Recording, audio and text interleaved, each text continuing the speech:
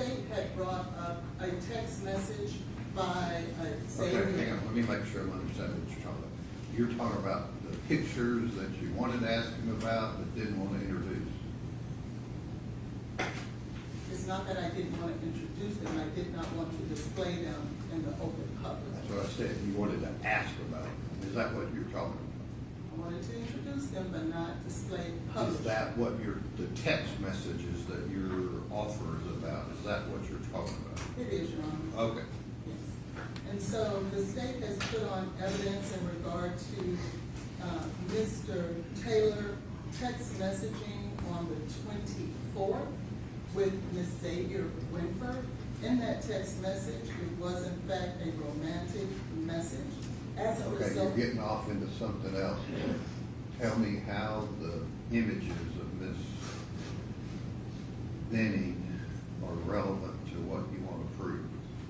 I want to introduce the relevance in regards to Ms. Benning's romantic relationship, that she too was seeing other. And you're of the opinion the two images prove that?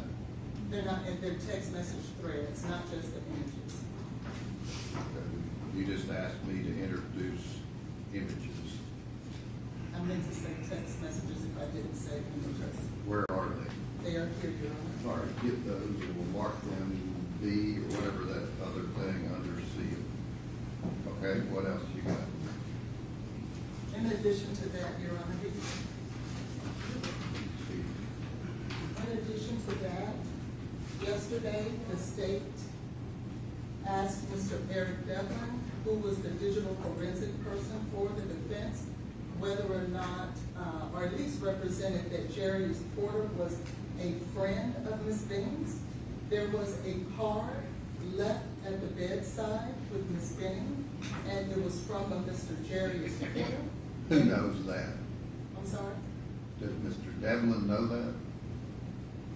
I wasn't gonna bring it up with Mr. Devlin, but Who you wanted to bring it up with?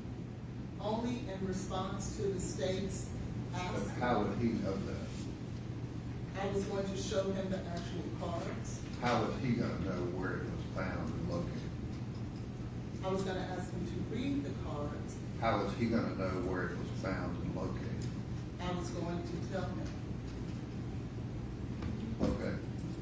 And those cards that was left on the side of the bed listed a Jarius Porter, and he referred to himself as her lover. And this was on March the 6th, the day of her death. And I thought that it would be in direct response to the state's solicitation of the relationship with Mr. Porter as only being friends. All right, get those. You never asked the court to introduce, I don't know how many pages these are, 50 plus. You never asked the court anything about those texts, but we'll put them under seal for your proffer. And I specifically asked the court if I could introduce those text messages. No, you didn't. Thank you, Your Honor. Okay. All right, who's the next witness? At this time, Your Honor, the defense will call Dr. Jancy Lindsay. Okay, let the jury step down.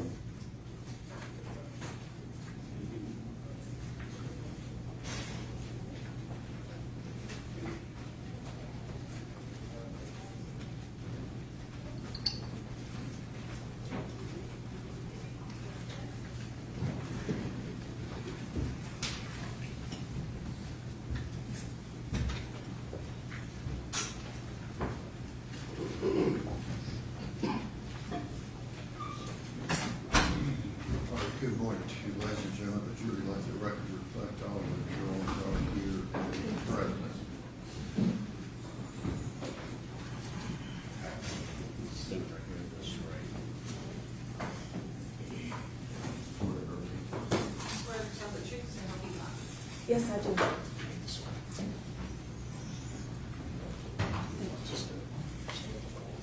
Good morning, Carolyn.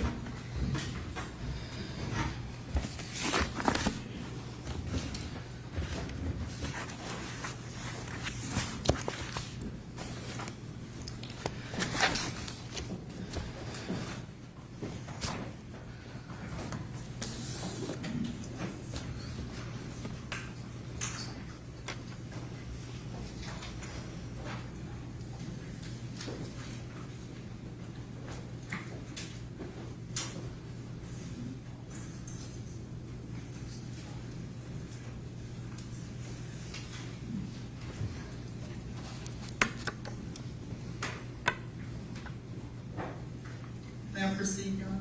Sure. Judge Lindsay?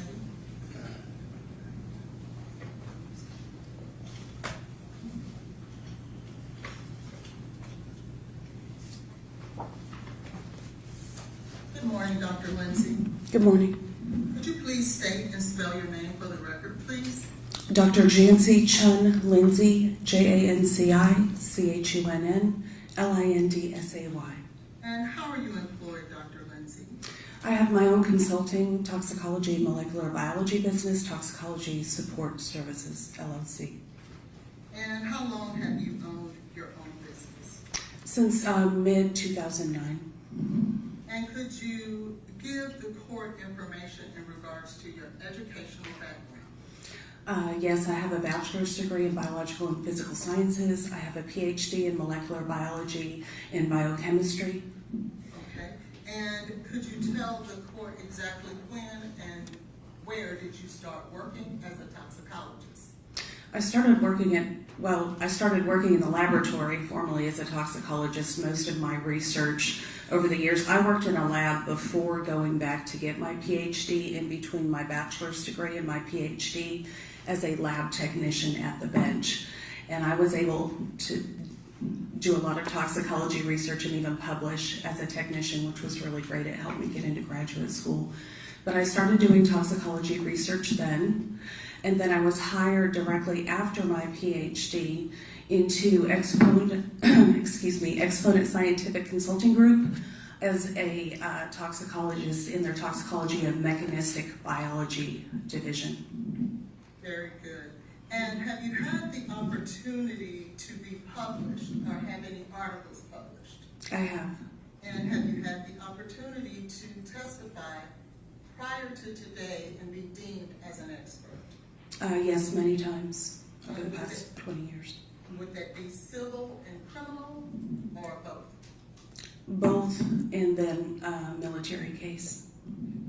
Very good. At this time, I would tender Dr. Lindsay as an expert and would offer her CV, In the field of toxicology. any questions from the state? All right, again, ladies and gentlemen, this witness will be allowed to give her expert opinion. You can place such weight on it as you choose to. And that'll be 60.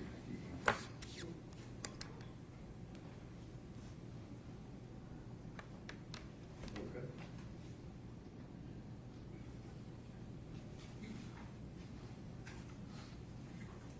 Dr. Lindsay, have you had the opportunity in this particular case to review any materials as it relates to the case against Mr. Taylor?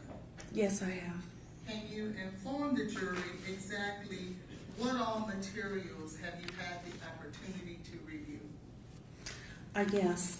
I have reviewed the toxicology litigation packets that everybody has been talking about, the detective investigations, the EMS report for Jade Benning, the bond hearing transcript, which had interviews with several of the people that are involved, transcripts from these hearings, all the literature that I brought on the toxicology of both cocaine and fentanyl and them together, the Pandora records, which are the administrative records for all of the medications which Jade received while she was in the hospital, the ME records for misspelling in the baby Ivy's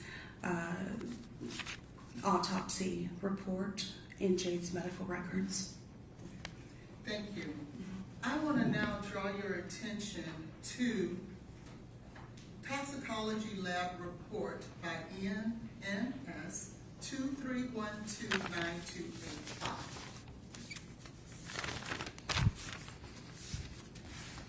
Yes, You have that, and it's on the screen beside you as well. yes, I do have it, thank you. You're welcome. Do you remember specifically what was tested in this specific lab report? Yes, this lab report covers the testing of Miss Benning's comforter, the blue comforter from the apartment. And was there any type of bodily fluid that was found to be on the comforter? So they had what they looked to be vomit in a section of the comforter that they extracted in order to test that section of the comforter for drugs. And then they chose another section of the comforter as a case blank, which did not appear to have any vomitus on that portion of the comforter. And what is a case blank, Dr. Lindsay? So there are several case blanks in these types of tests. There'll be just the homogenate buffer that they use to extract, and of course it should have nothing in it. And then they'll use an area of the comforter or clothing that they believe does not have any of the liquid item or blood or whatever the matrix is that they're testing, so that that can be a blank for them as well. So they'll have just the buffer, and then they'll have what they think is a true blank on the material. There's been a lot of talk about the word matrix. Will you tell the jury exactly what a matrix is? So in this case, when we're talking about matrix, we're just talking about whether it's blood or urine or fabric or vomit. That's all it means. It's not meant to be a fancy word. Now, this jury has heard a lot of science, and I'm sure they don't want to hear a whole lot more. What is your question? Could you tell us exactly what was found to be positive on this comforter from Miss Benning's home? Yes, I can. So on the comforter, we have the presence of fentanyl, we have the presence of cocaine, we have the presence of the primary metabolite of cocaine, benzoyl ligoxanine. They did not test for AME, but we do have cocoethylene as well, which is what forms when you use cocaine and ethanol at the same time. Okay. And ethanol, would that be alcohol, like drinking alcohol? Yes, that's correct. Okay. Were there any other substances that were at some point found on this comforter but was later to be determined inconclusive? Yes. Do you know what those are? I believe those were THC, methamphetamines, and I think it was just THC and methamphetamine. Very good. Yeah. But to be fair, they later determined that the spikes, if you will, were not placed in that test, so they could not say affirmatively whether that was so. Is that right? That's right, and they didn't rerun the test, which they could have done. Okay. And they also didn't report those values. Yeah. Okay, and so to be clear, it wasn't that they weren't present, it's just that they did not run the confirmation to get a more definitive result. Correct. This was the first time they were doing this assay, so they were coming up with a new technique. That's the best way to say it. So it hadn't been validated yet. And what is an assay? An assay is just a protocol for how you do something in the lab. Okay. Now, were they able to quantify any of the substances? Sorry. Goodness. Oh, you leaving that now? Gee, I'm making a mess up here. I apologize. There are tissues on the side of it. I got it. Sorry about that. Okay.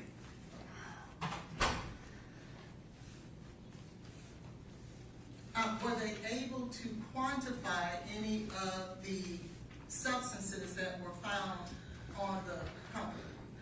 Well, they purported to be able to quantify them, but not really, because there's no comparative.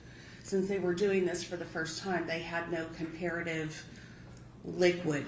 They added a buffer, but it's not like it was blood or urine, so they added a buffer to it. There's nothing to compare it to in the literature to give it a. So they came up with an amount, but there's no other something in the literature to say if you took this amount of drug and vomited this much on this comfort in this volume, you would have, you know, a certain concentration. So that's why it's really more qualitative, what we call qualitative than quantitative, or semi-quant. Did you still need the towel for you? Yeah, let court officer clean that up for you. Sorry, that's very disruptive. Apologize. Thank you, sir. Okay. So, in regards to the cocaine that was found, how does the cocaine relate to, I think, what you call BZE? Can you explain that to the jury? Sure. So benzoyl-algoxanine, or BZE, sometimes called BE, is the major metabolite of cocaine. It's formed when cocaine passes through the liver, as is the next metabolite, EME, or algoxanine methyl ester. And the BE and the cocaine, was that found in the vomits? Yes, it was. Now let's talk about the fentanyl. Where was the fentanyl found on the comforter? So it was found in both the vomitus and in the case blank, which complicates things. Yeah. Why does that complicate things? Well, because the case blank was supposed to be a case blank. So finding fentanyl on the case blank indicates that there was the presence of fentanyl on the comforter, either from contamination or from prior use. And did the lab expect to find fentanyl on the case blank? No. No, it should not have had fentanyl. What is the purpose of a case blank? Well, to be a blank area of the substance you're testing, as we kind of went over a minute ago. Yeah. Is that the purpose, to see whether or not the instrument is working properly and things of that nature? Now that's another blank. Okay. So like I said, you'll have like a buffer blank, and then you'll have just another blank for the media that you're using, if that's possible in this type of a fabric test, or maybe you're testing an airbag or something else like that.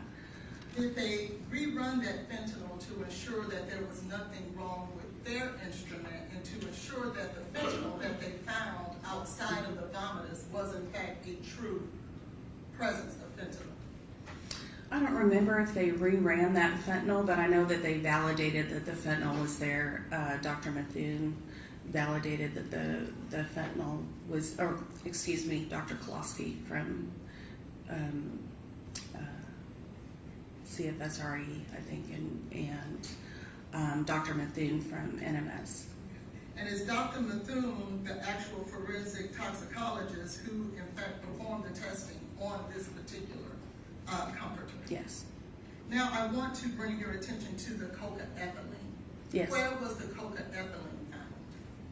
So the cocoethylene was found in the vomitus, but not in the case blank. Thank you. And again, no concentrations could be attributed to any of these substances as it relates to the comforter. Well, comparatively, there's no ability to compare. So it's a semi-quant. They purported to have an amount, but what do you compare it to? That's kind of the problem. And would that be consistent with Dr. Methune's testimony that you could not give a definitive quantitative value on any of these substances? Yes. I now want to draw your attention. Could you? Thank you. Do you see what's on the side of you there? Yes. And I believe that this would be State's Exhibit number 46, I believe. And could you tell us what exactly this is? It looks like it's the chромatographs from the testing. Okay. And what is a am I saying that? The chromatograph? Chromatographs, what is that? It's the first part of the testing when you use a chromatography method. They'll say something like, we're going to test by GCMS, gas chromatography, mass spectrophotometry. If any of you remember chemistry back in school where you had to go through organic chemistry and identify the compounds, and you might have learned about chromatography and mass spectrophotometry. The mass spec looks at the ion, the chromatography looks at where that chemical elutes off of a column. And each chemical has its own kind of signature time where it elutes off of the column. And according to its abundance, it'll make what looks like a mountain peak. And you can measure the area under the curve and compare it to a standard curve to get an idea of the relative abundance of that particular sample. Now, to be fair, did NMS find that the fentanyl was a number such that it was below the rate of where they would detect it, meaning below the reportable limit? Below the limit of quantitation or below the limit of detection. Concentration. They've got it highlighted. Yes. And what does that mean when it's below the level of detection? Well, they won't report it often. So it's there, but it's not being reported. And is that something that's pretty standard in all labs, that before they will actually report something, it has to be at a certain level? Yes, I think people are probably most familiar with it in alcohol in hospital tests. If you don't have above 10 milligrams, which is about a half a drink for a 150-pound person per deciliter, then they won't report it. Even if you have alcohol in your system, they'll say it's just a negative test. Very good. Josh, can you? I want to now bring your attention to work order 23126889.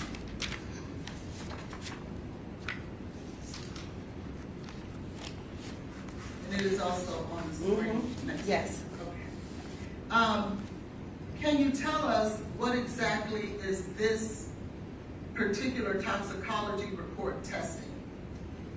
Yes, so this is the blood that was taken at the hospital at 10:31. Unfortunately, it was collected in the wrong type of tube in order to store the blood and the enclosed chemicals properly. Typically, in order to preserve cocaine, which is super susceptible to hydrolysis and degradation, we have to add some sodium fluoride and some other chemicals to keep it stable, or it'll just spontaneously degrade. But they used a clear plastic tube with no sodium fluoride or anything in the tube, which is problematic. And then there's the liver tissue from the baby and the homogenate of the liver tissue and buffer from the baby. And this, you had stated that it was taken at 10:59. Would that be on February 25th of 2023? Yes.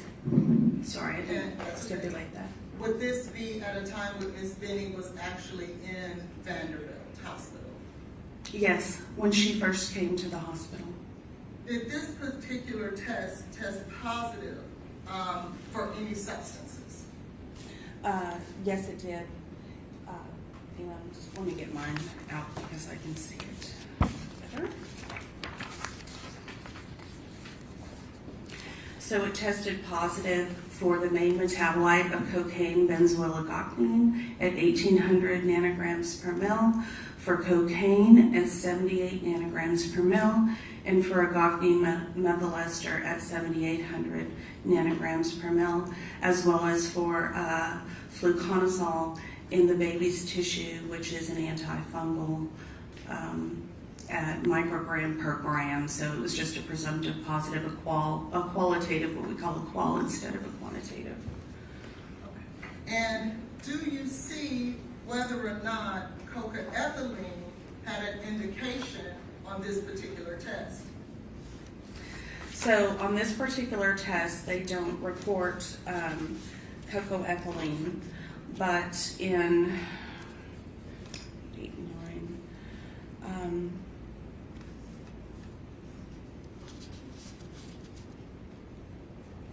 no, they didn't report cocoethylene in this test. And do you see whether or not a confirmation test was ran on coca-ethylene on the last page of this particular report? It's also on your screen next to you, page 3 of 4. Yes.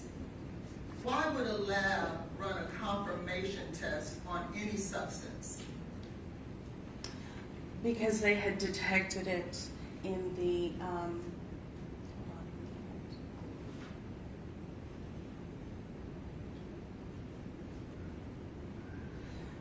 okay, so these are the reporting limits. That actually isn't the actual result. Those are the reporting limits. But do you see that there was a confirmation test actually ran for coca-ethylene? So they would run a confirmation test if they saw that it was in the first portion of the test, which is usually an immunoassay screen.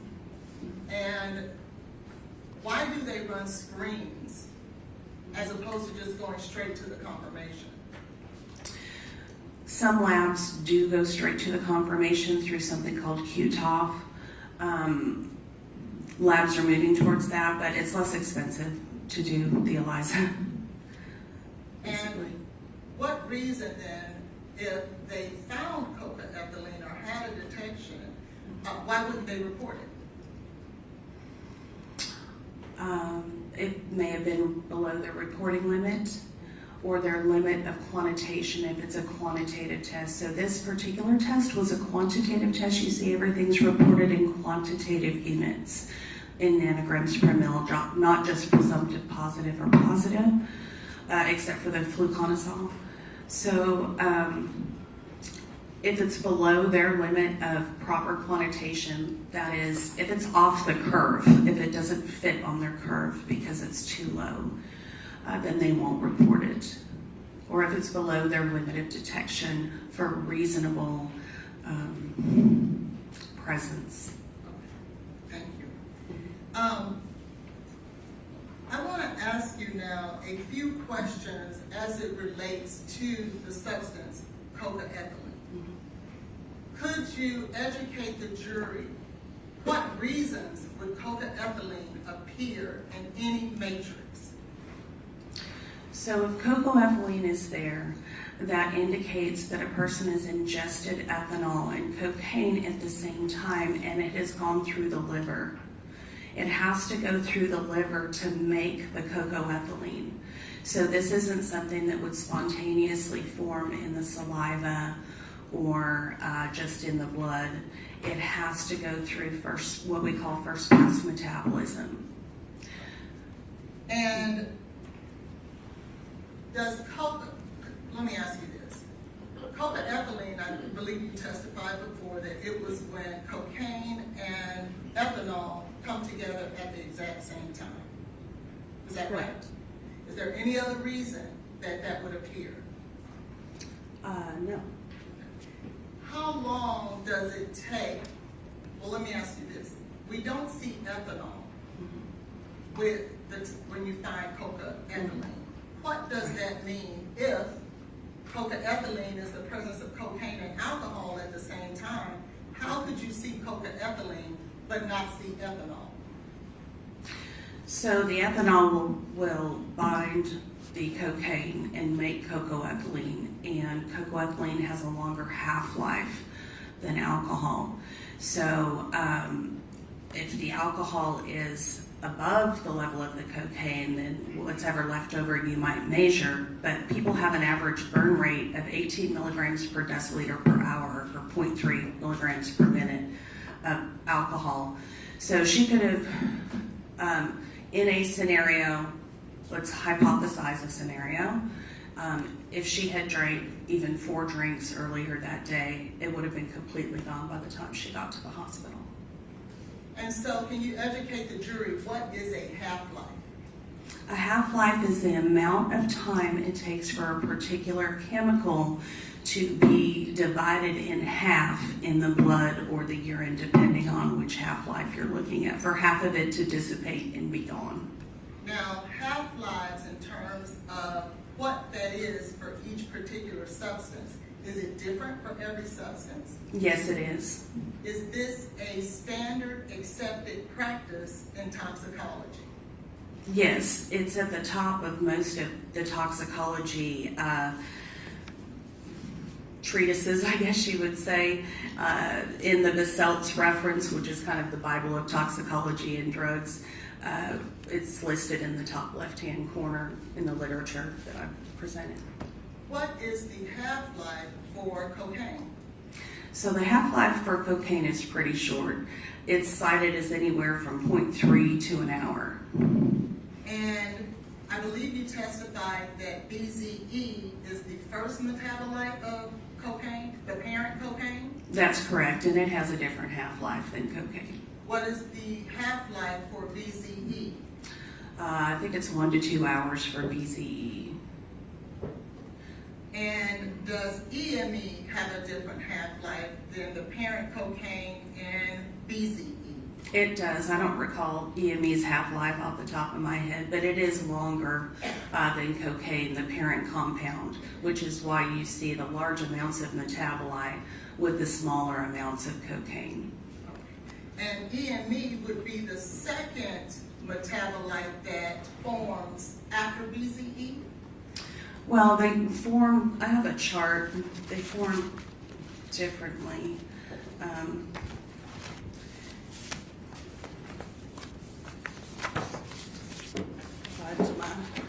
So BZE and cocaine are not, or BZE and EME are not the only metabolites of cocaine. There are several other metabolites, but those are the main metabolites of cocaine that are formed and measured in the pharmacokinetic studies that we look at to try to get an idea of how much should be in the blood or urine after a person ingests a certain amount. And what is the half-life of cocaethylene? So cocaethylene has a longer half-life as well. It's cited as different, anywhere from like 1 to 4 hours, basically. Some say 1 to 2, some say 2 to 4. Do you know what would be the difference as to why it would be 1 hour versus 4 hours? So inter-individual metabolism, co-ingestants, if a person's taking a particular drug that can retard the pharmacokinetic profile for that particular drug, because drugs use similar enzymes. So for cocaine, the main enzyme is CYP3A4. And CYP3A4 is a universal enzyme that metabolizes a lot of drugs, including fentanyl. And let me ask you this, what is pharmacokinetics? You just mentioned that. Could you educate the jury what that is?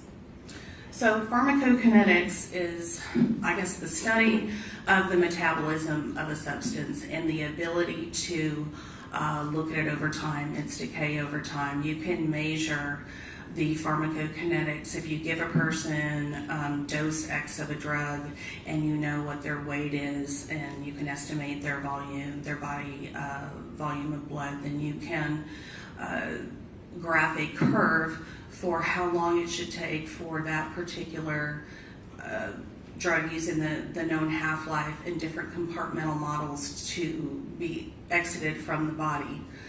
As long as you don't have some other drugs that are using the same enzyme that are interfering with that curve, which is unfortunately what we have here. And would that be the equivalent that the jury could probably understand is if someone is pulled over for drinking while driving, Mm-hmm. and the police may want to try to figure out what was his blood alcohol level at a certain time, if they did Yes. get it particular. Is that the same as the extrapolation of alcohol to get that quantitative number? Yes, there's pharmacokinetics for alcohol, and we just discussed them a little bit ago, that 18 milligrams per deciliter per hour burn rate, and I do that all the time. Okay. And so were you able to guesstimate and or try to determine, given the cocaethylene that was found in the vomitus of Ms. Benning, were you able to utilize pharmacokinetics to get an idea as to when you would have thought that Ms. Benning would have ingested cocaine and alcohol at the same time? So, I guess first of all, it's an assumption to say it was an oral, she ingested something orally, right, beyond the alcohol. We don't know for sure with the cocaine, right? Okay. And second of all, we have to allow for the pass through the liver for it to show up in the blood. Okay. So, we would say in the past few hours.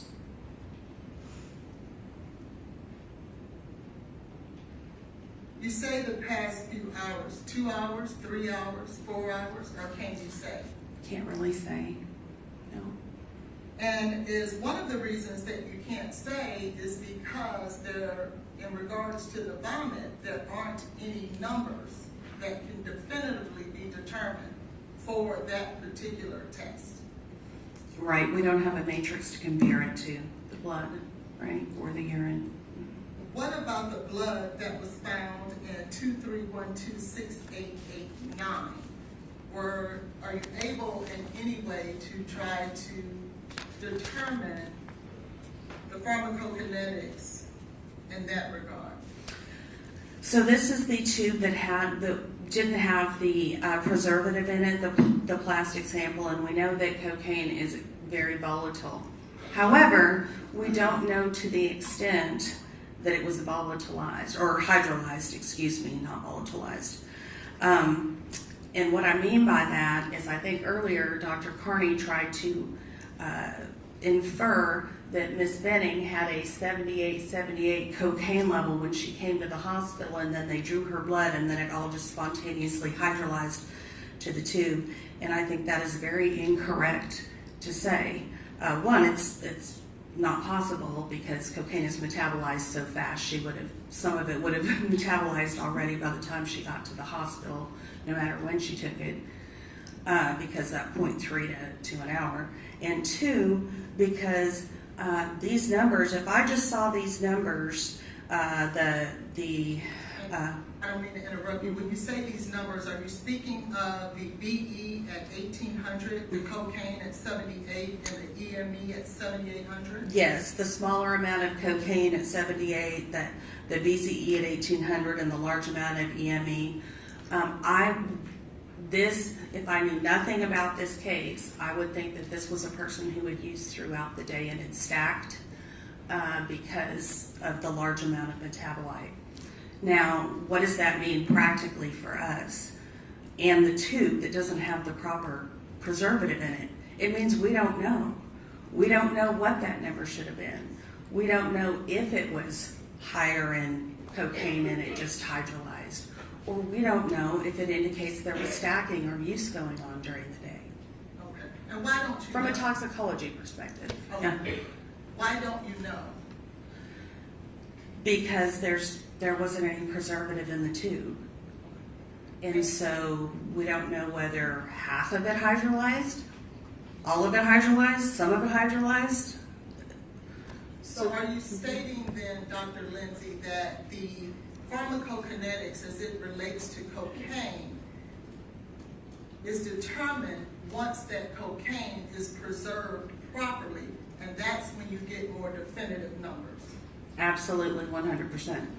Yeah. And so when Dr. Kotulski stated also that he would not agree to add the EME and the parent cocaine to get a definitive number, you would agree with that?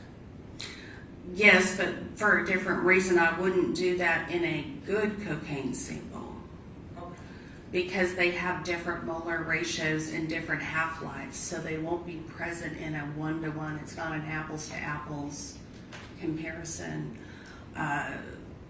You might get a relative sort of abundance, or what's better to do is to compare it to what's in the literature when they give measured amounts of cocaine, and then they record what 10 people have in their urine or their blood 2 or 3 hours after they give the dose. And that, I feel like that is a better mechanism to try to get at that. To that point, did you ever review other material and ascertain that 2 days later, Ms. Benning's blood tested positive for cocaine and had a measure of 69 nanograms per milliliters of cocaine? Yes, I did, which would be pretty impossible by normal pharmacokinetics if the half-life was maintained as it would be with cocaine alone. What do you mean by that? She would have had to use an elephant's worth of cocaine at the high end and anywhere from like 6 to 14 8 balls at the low end. 4 to 16 8 balls. What is that? 4 to 16, yeah. What is an 8 ball? 3.5 grams of cocaine. And that's the low end. So the pharmacokinetics don't make sense. So why? Why don't they make sense?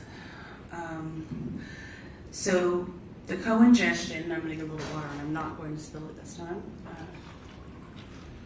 Promise. The co-ingestion of fentanyl or the co-use of fentanyl with cocaine, whether it's ingested or not, they both use the same enzyme, that CYP3A4. They also both inhibit the clearance of each other. So fentanyl inhibits an enzyme that pumps cocaine out of cells. And fentanyl also causes dopamine to accumulate at the synapse, which is the main mechanism of action of cocaine. What does that mean? That means if you use them together, you don't have the same half-life. You have cocaine hanging around longer and you have fentanyl hanging around longer. And because of that, you increase the toxicity of the two drugs and you lower the threshold dose at which toxicity occurs. In short terms, using them together makes them much more toxic at a lower level. And how then can you explain that if Ms. Benning was in the hospital on 2/25 at 22:31, which would have been on February 25th of 23, at 10:31 p.m. and stayed in the hospital until her next blood test draw on February 27th, how then did that nanograms per milliliters of cocaine only go down by 9 points? So, one, it probably didn't just go down by 9 points. There probably was more cocaine initially. However, as I said, the cocaine pharmacokinetics don't work. She obviously didn't ingest or was exposed to an elephant's worth of cocaine, nor probably 16 8 balls. Cocaine has a very anesthetic effect, and they even use it in anesthesia for eye surgery and for nose surgery. So that much cocaine would have numbed her mouth completely, or her nose, or her face. It's just not probable. So what is probable is that the pharmacokinetics of using fentanyl and cocaine together retarded the clearance. How much? We don't know. So where normally with a single drug, you might be able to do some pharmacokinetics to try to arrive at what the dose might have been in the beginning. You can't do that here. So to have a number, for example, to utilize the number Dr.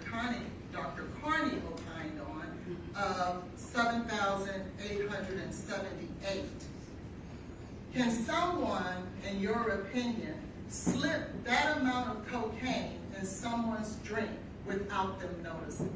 Objection, Your Honor, just to I'll correct. sustain the objection. I'll ask you a hypothetical. But I have to ask you a question. Let me give you a hypothetical. If someone was to slip an enormous amount of cocaine into someone else's drink, what, if any, symptoms would you expect that person to feel when levels are 7,878? So I think people are getting the levels kind of mixed up. She just asked you a question. Okay, that level is actually within a normal medium to high use parameter for people that abuse the drug. But would That's they, not answering the question.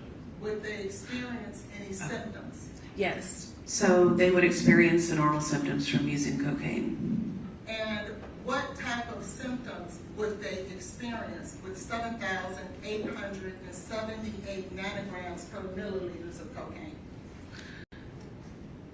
Oh, if the level was that high, what a medium to high user would experience: tachycardia, agitation, higher heart rate, pulse. Sometimes some thoughts of persecution, fuzzy halos around the eyes, around bright lights, hyperthermia. So, and I guess my question is, if they were to drink that amount, would that affect the numbness in their mouth? That amount, perhaps not. It might make them a little bit numb. What would make them really numb is trying to do the pharmacokinetics back to an expected dose So, from that 69, which is our most reliable sample. okay, so the 69, was the amount in her blood on February 27th. If you were to use the pharmacokinetics to go back to February 25th, 23, what amount of cocaine would she have had to consume in order to be at 69 nanograms per milliliters on February 27th? That's where we talked about the elephant and the multiple 8 balls, and I said that it was improbable. So in reality, we just don't know how much she consumed beyond that first blood measurement, which was in an improper tube. So it didn't give us an idea of when. It could have been earlier in that day. It could have been right before. But will it be more than the amount that we see on these tests? Oh yes, well, the 69 going backwards, yes, but the 78 is within normal limits of a high dose use, medium to high dose use. And given those numbers that you stated would be very high doses, would you expect someone who was drinking that amount of high dose to experience numbness in their mouth? Yes, they should.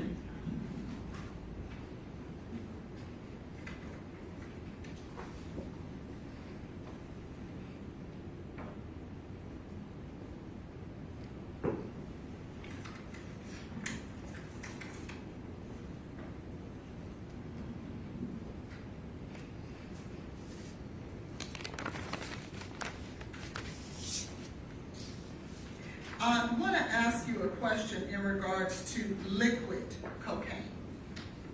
Okay. Is liquid cocaine a thing? Is that a thing? Not really, but people do dissolve cocaine in liquids. And to dissolve cocaine in a liquid, along with alcohol, how much cocaine would someone have to dissolve in a liquid to end up at the numbers we see on these tests? To end up with the numbers that you see on the test, Yes. not that much. What a medium to high dose user would use. The problem is that the test is not reliable to tell us when it was used.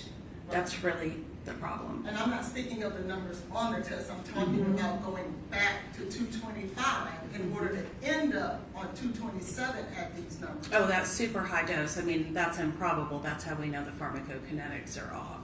You can't use the singular compartmentalized In your Okay. opinion, do you believe that to use the pharmacokinetics to go back, because we know the half-life is 0.7 to 1 hour, and 3 to 1 hour. 0.3 to 1 hour. It's And different in so different places. Yeah.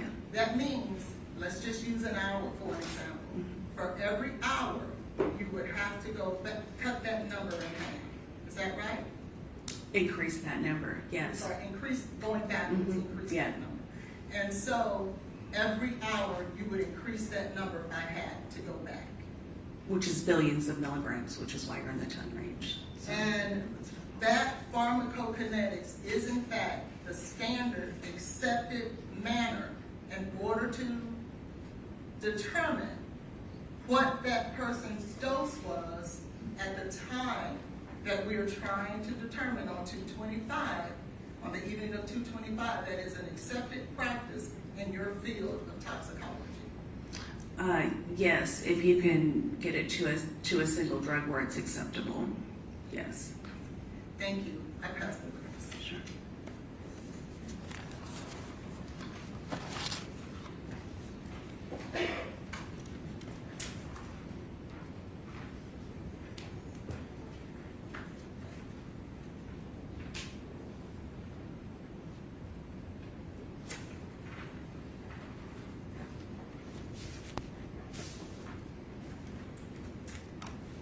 Dr. Lindsay, so you claim that you've reviewed several things in this case file, correct? No, I reviewed several things in the case file.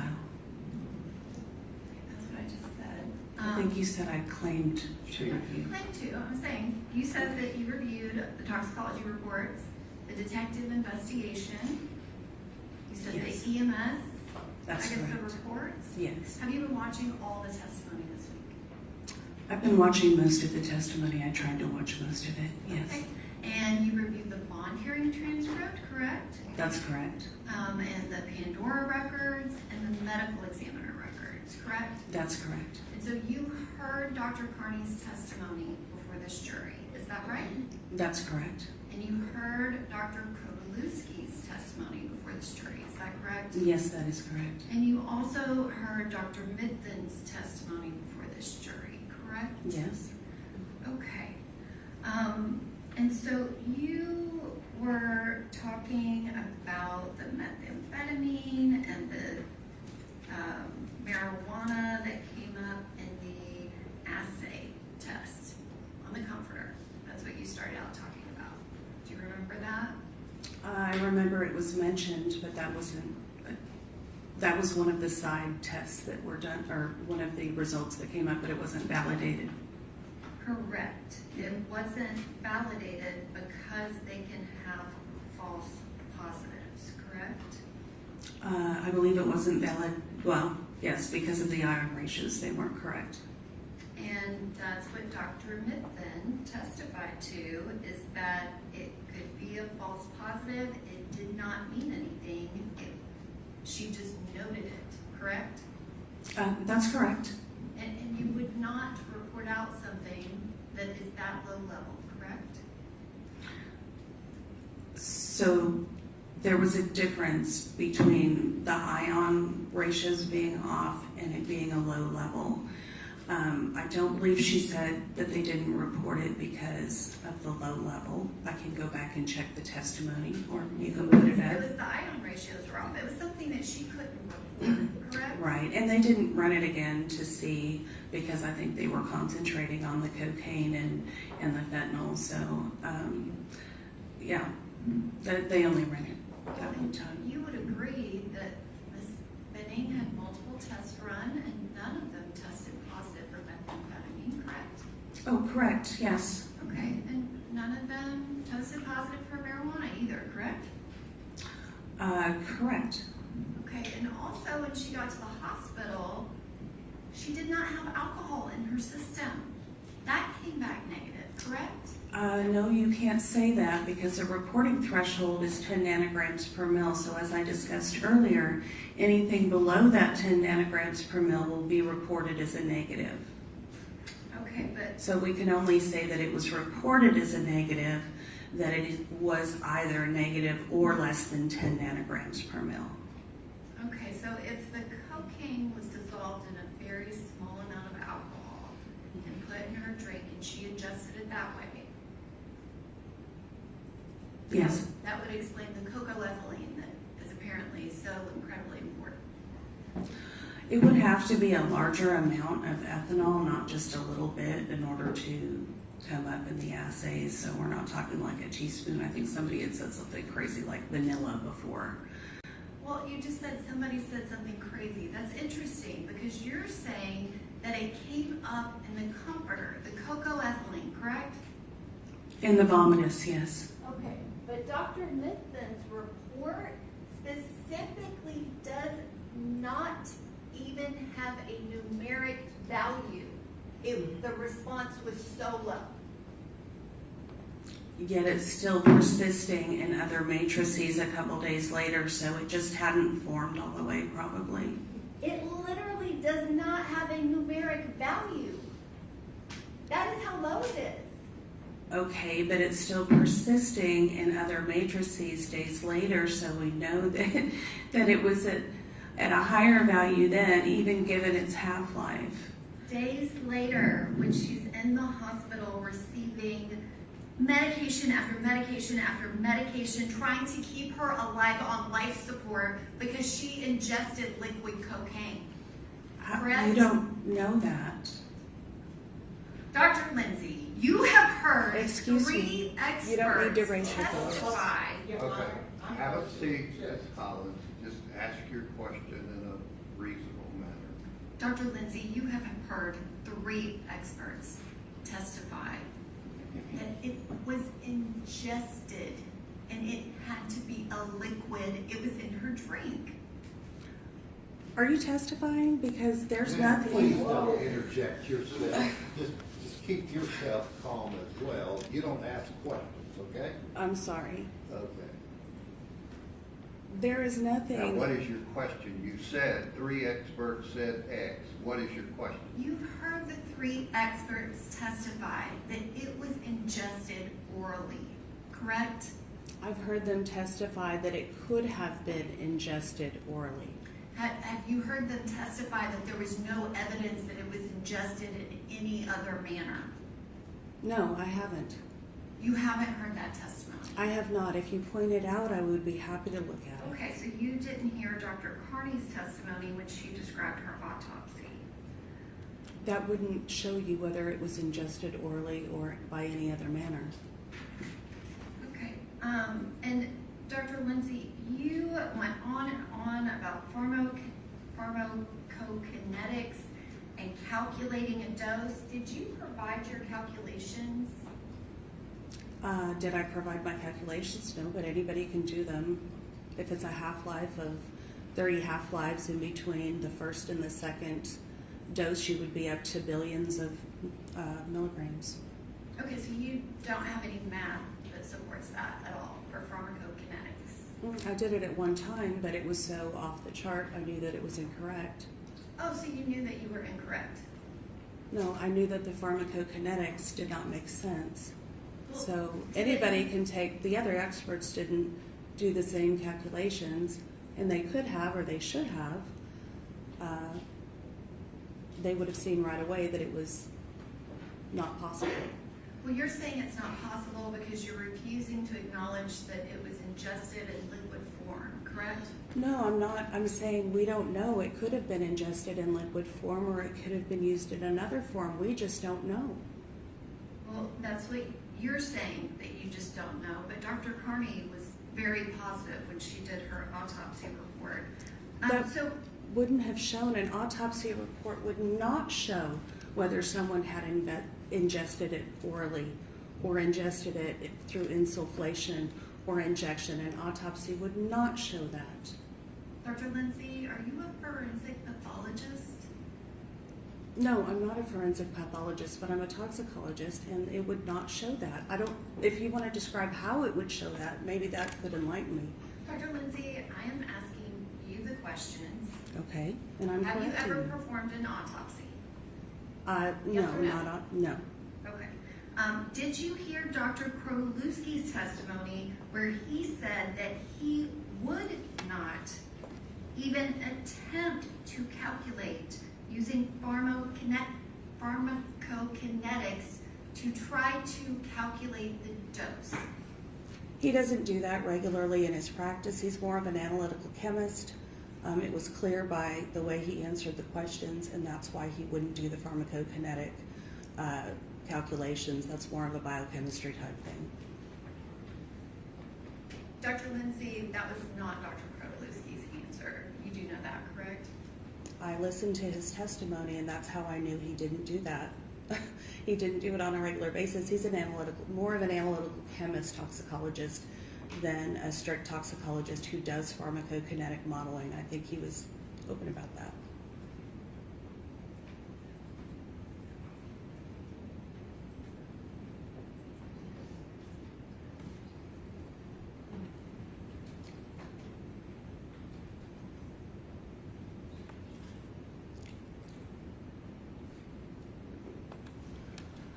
Okay.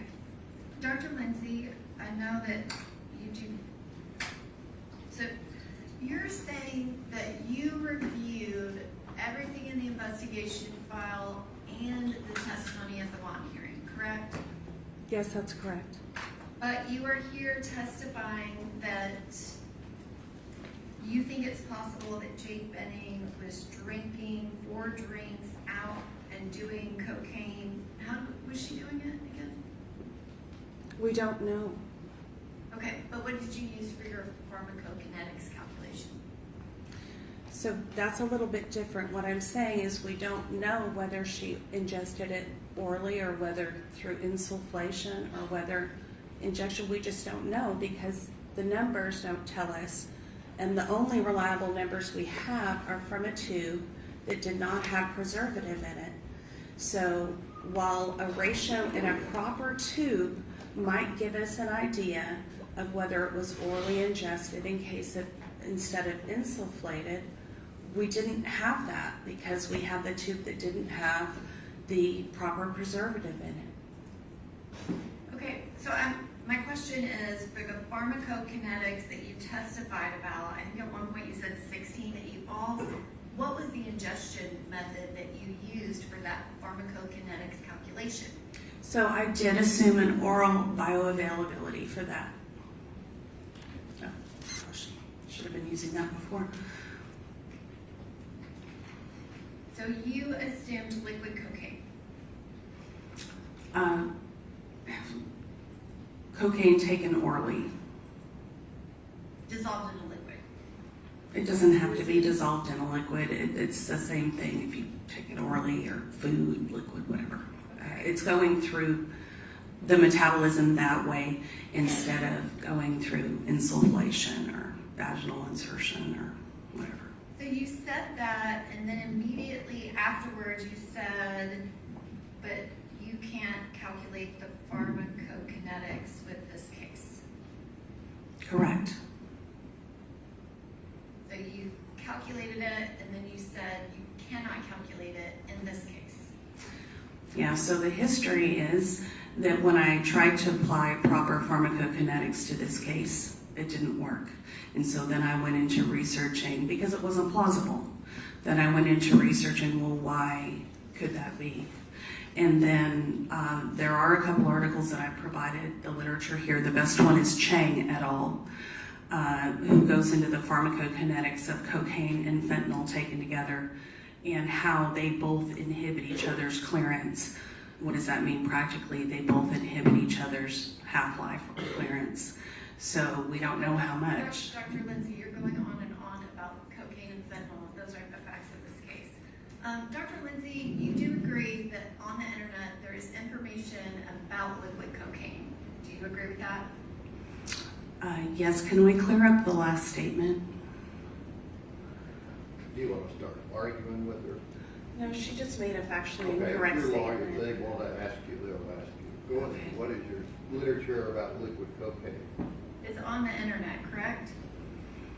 There's rehab facilities that have internet pages, and when you go to it, it says do not ingest it this way because it is lethal lethal and it will kill you. You have seen that, correct? Yes, if you orally use cocaine, you can overdo the amount because the bioavailability is less and it takes longer to absorb. And it is known to cause death. It is lethal, correct? No, lots of people use cocaine that way. I mean, it's not preferable. You kind of waste part of the drug, but apparently the high is supposed to be better. The problem is the fentanyl along with the cocaine, which lowers the threshold dose of toxicity. Okay, so if a website says that it increases the risk of sudden death, you're just saying not really, even though. I'm saying it doesn't cause death in all cases. Objection, Your Honor, speculation. But it can cause death, and there is information on the internet that warns people about that. Don't you agree? Objection, Your Honor. Okay, I'll overrule the objection. She's gonna answer, I think. Yes, of course it can cause death. It depends on the amount. And you would agree too that there is a lot of information on the internet about cocaine and that it can cause a placental abruption or a spontaneous abortion if used when pregnant, correct? Cocaine can cause myocardial infarctions, including things like placental abruptions. Yes, it can. I mean, this is the U.S. Department of Justice, 1988, cocaine use in pregnancy can lead to spontaneous abortion of the fetus. Yes, it can also lead to birth of those babies, which everybody knows about, the crack babies, the cocaine babies that are adopted, thankfully. Thank you, Dr. Lindsay. Any other questions? Yes, Your Honor.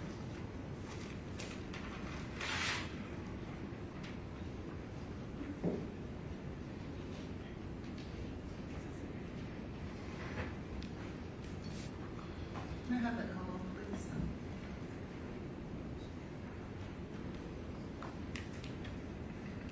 Pardon? I was asking him if I could utilize the,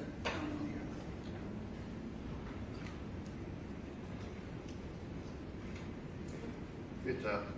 thank you. Dr. Lindsay, Yes. I want to draw your attention, first let me do this. Draw your attention to the NMS litigation packet and from data in regards to, oh, I'm sorry, that's the wrong one. In regards to 23129285. Do you see that? I do. And do you see the window for coca-ethylene? I do. And just to be clear, 23129285, is that the comforter we've been discussing this morning? Yes. And do you see a peak in a presence for coca-ethylene? Yes, this was also admitted to by Mithun and Katalski. If you'll just answer the question as it's given. Sorry. Instead of ad-libbing all of the information. Go ahead. Thank you. Yes. And so does that in fact show that there was in fact the presence of coca-ethylene on the comforter in the vomitus? Yes.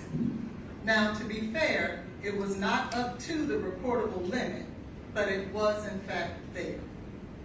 Yes. Are there reasons why a substance will not be at a reportable limit? If it's not formed yet, if it's below the reportable limit. And would this be before Ms. Benning ever made it to Vanderbilt Hospital? Yes. I now want to show you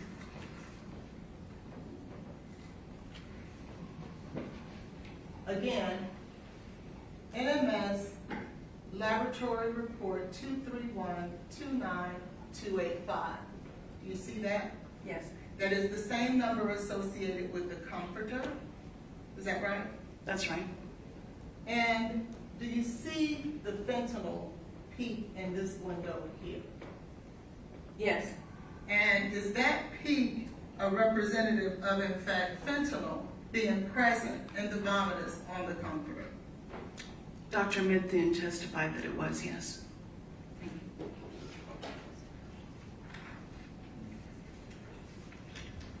So it's not just you stating that the fentanyl was present and or the cocaethylene was present. This is NMS lab data that was performed by Dr. Mithun. Yes. Your Honor, may we approach briefly? Okay.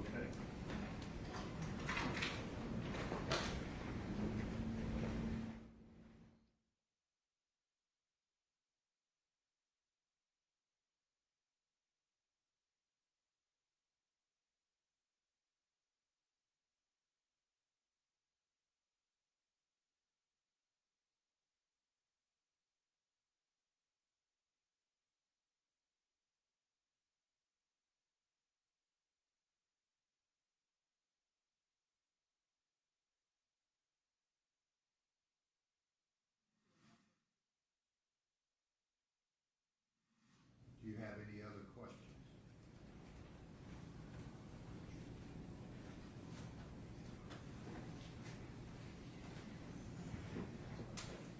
Finally, Dr. Lindsay, is there any type of treatment at a hospital that will cause you to test positive for cocaethylene? No. Thank you. I'll pass Not it. that I know of. I would Thank say. you. I'll pass it, please. Any other questions? No, Your Honor. Thank you, ma'am. You can take- Thank you, Your Honor. Step down. At this time, Your Honor, the defense will call Dr. Kelly Larkin. Okay.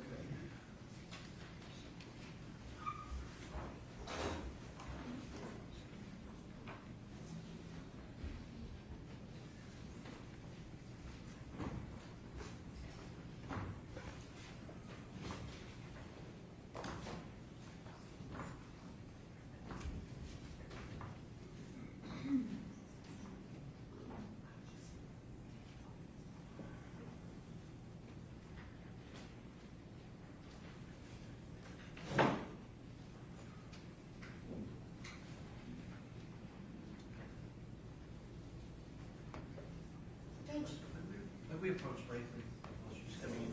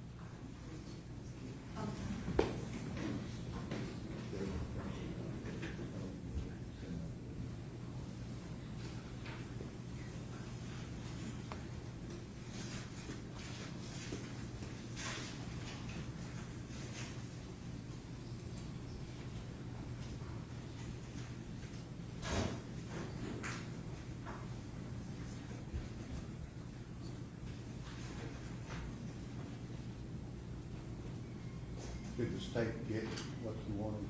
Yes, sir, maybe we have a few minutes to review this, having now just been handed. Something different? Yes. Which might result in a jury out. You'll step down the hallway, ladies and gentlemen.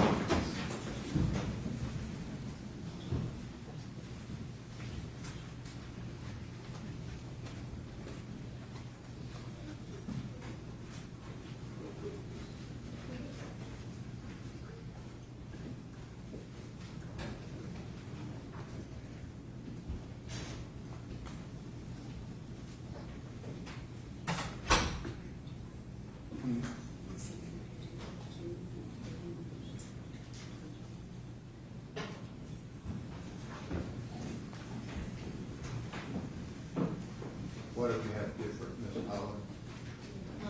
This is my first time, so I'd like to take a minute.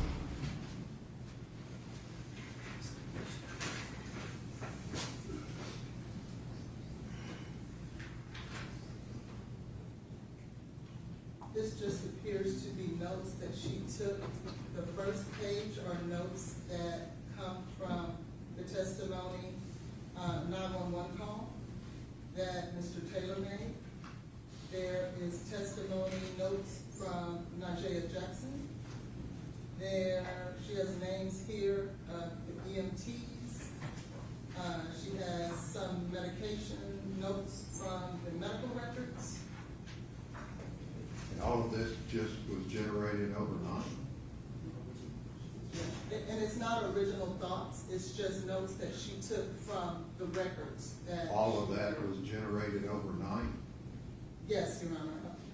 Yes. What does that mean?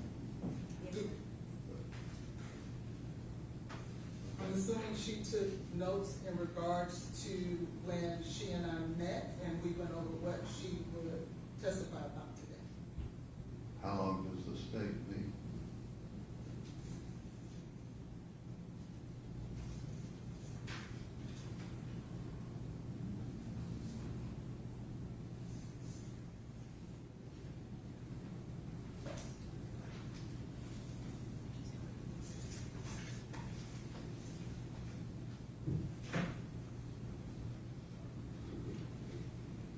Would you like to see the notes, Your Honor?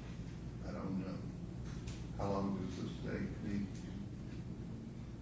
We have just maybe 3 or 4 more minutes, and maybe in that time can get Dr. Carney Okay. connected up.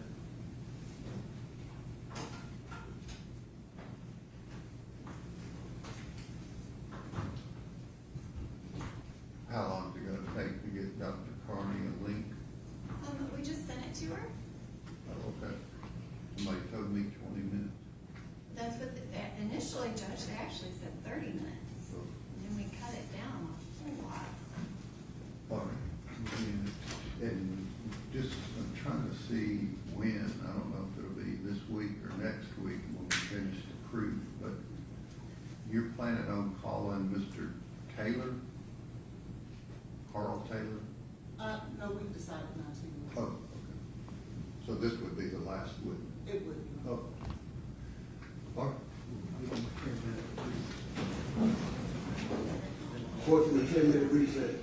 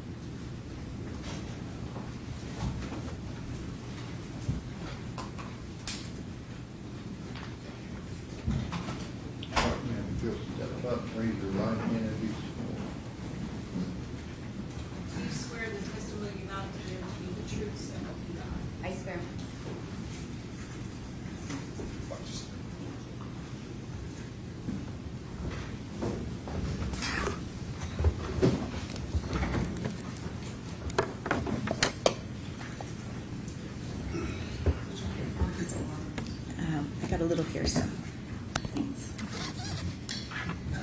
Good morning, Dr. Larkin. Could you please state and spell your name for the record? Yes, my name is Dr. Kelly Larkin, Kelly Larkin. And could you please give the jury a little background as to your education as well as your employment experience? Yes, I'm a board certified emergency physician. I've been practicing for 30 years. I have a bachelor's degree in science. I have a master's degree in neuroscience. I have a medical doctorate. And following completing medical school, I did an emergency medicine residency training for 3 years. Following that, I was invited to take the board examination to become board certified. I took the written boards.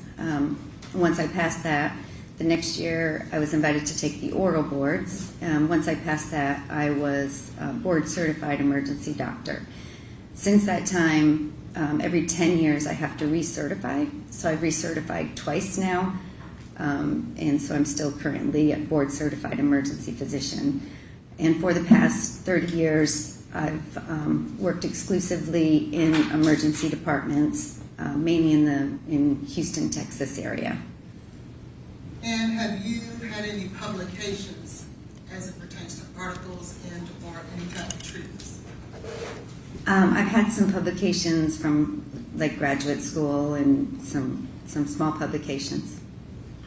And have you had an occasion to also teach? Yes, I've been a associate professor at University of Texas, so I've taught medical students, residents, paramedics, different emergency providers over the years. Have you had the occasion to testify before and been certified as an expert in emergency medicine? Yes, I have. At this time, I would tender Dr. Larkin in the area of emergency medicine. Any questions? No question. Okay. All right, again, ladies and gentlemen, this doctor will be allowed to give an expert opinion in emergency medicine, her field, and you can place such weight as you choose to apply. And at this time, I would tender to the court Dr. Larkin's curriculum detail. Okay, 63. Dr. Larkin, in preparation for your testimony today, did you review any of the materials that were involved in this case? Yes, I did. I reviewed the medical records, the EMS records, the 911 call, some of the toxicology reports, some of the transcripts from some of the testimony this week. At least that much. Probably some other things too. I want to go right to it and take you to, Josh. I want to go right to the 911 call on February the 25th, 2023. Do you remember reading the information in regards to that particular call made by Blaise Taylor? Yes, I do. And did you have the opportunity to also read the EMS and the fire department's records as it relates to that 911 call? Yes, I did. And, well, before I do that, let me ask you, have you had the opportunity over the course of your career to treat overdoses? Yes, I have. Over the 30 years that you have practiced emergency medicine, how many overdose cases would you say that you have treated? Many. It's pretty common. So there's different types of overdoses, accidental and intentional, but probably 400 or 500 over 30 years. Have you also had the occasion to treat patients who ultimately pass away and expire? Yes, I think unfortunately all emergency physicians do, and probably 10 or so deaths in the emergency department per year, maybe some early on years in the trauma center more than, significantly more than that. Okay. And in regards to those overdoses, those 400 to 500 overdoses that you've treated and experienced over the last 30 years, did any of them have to do with illicit as well as prescription substances? Yes. Now I want to draw your attention to the 911 call on February 25th, 2023, made by Blaise Taylor. Can you tell the jury, did you read some of the symptoms that were explained by Blaise Taylor in regards to what he felt he was witnessing at the time? Yes, so I read it. I also did listen to the 911 call as well. And I did listen to the symptoms he was describing.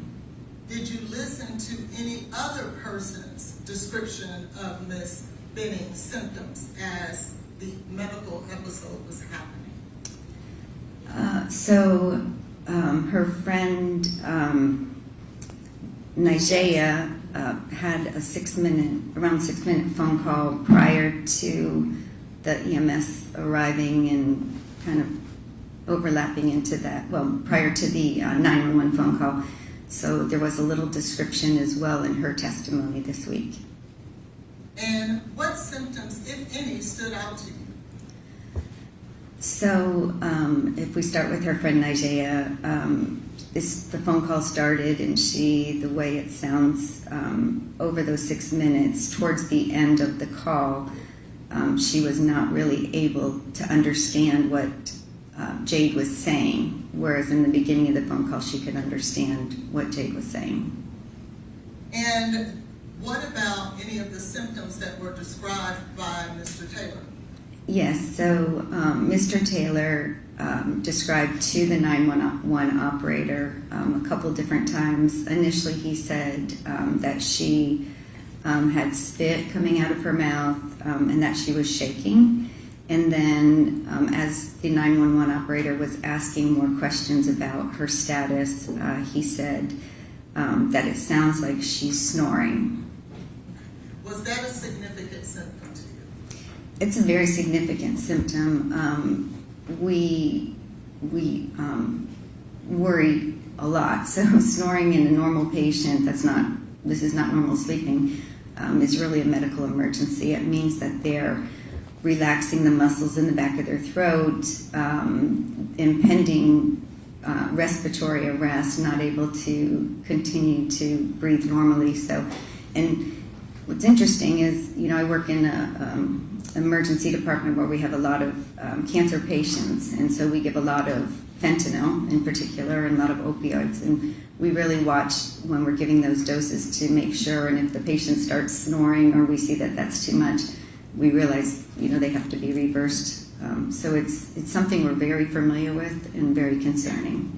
And if you would look on your screen, do you notice there that you'll see on line 48, do you see what it states there?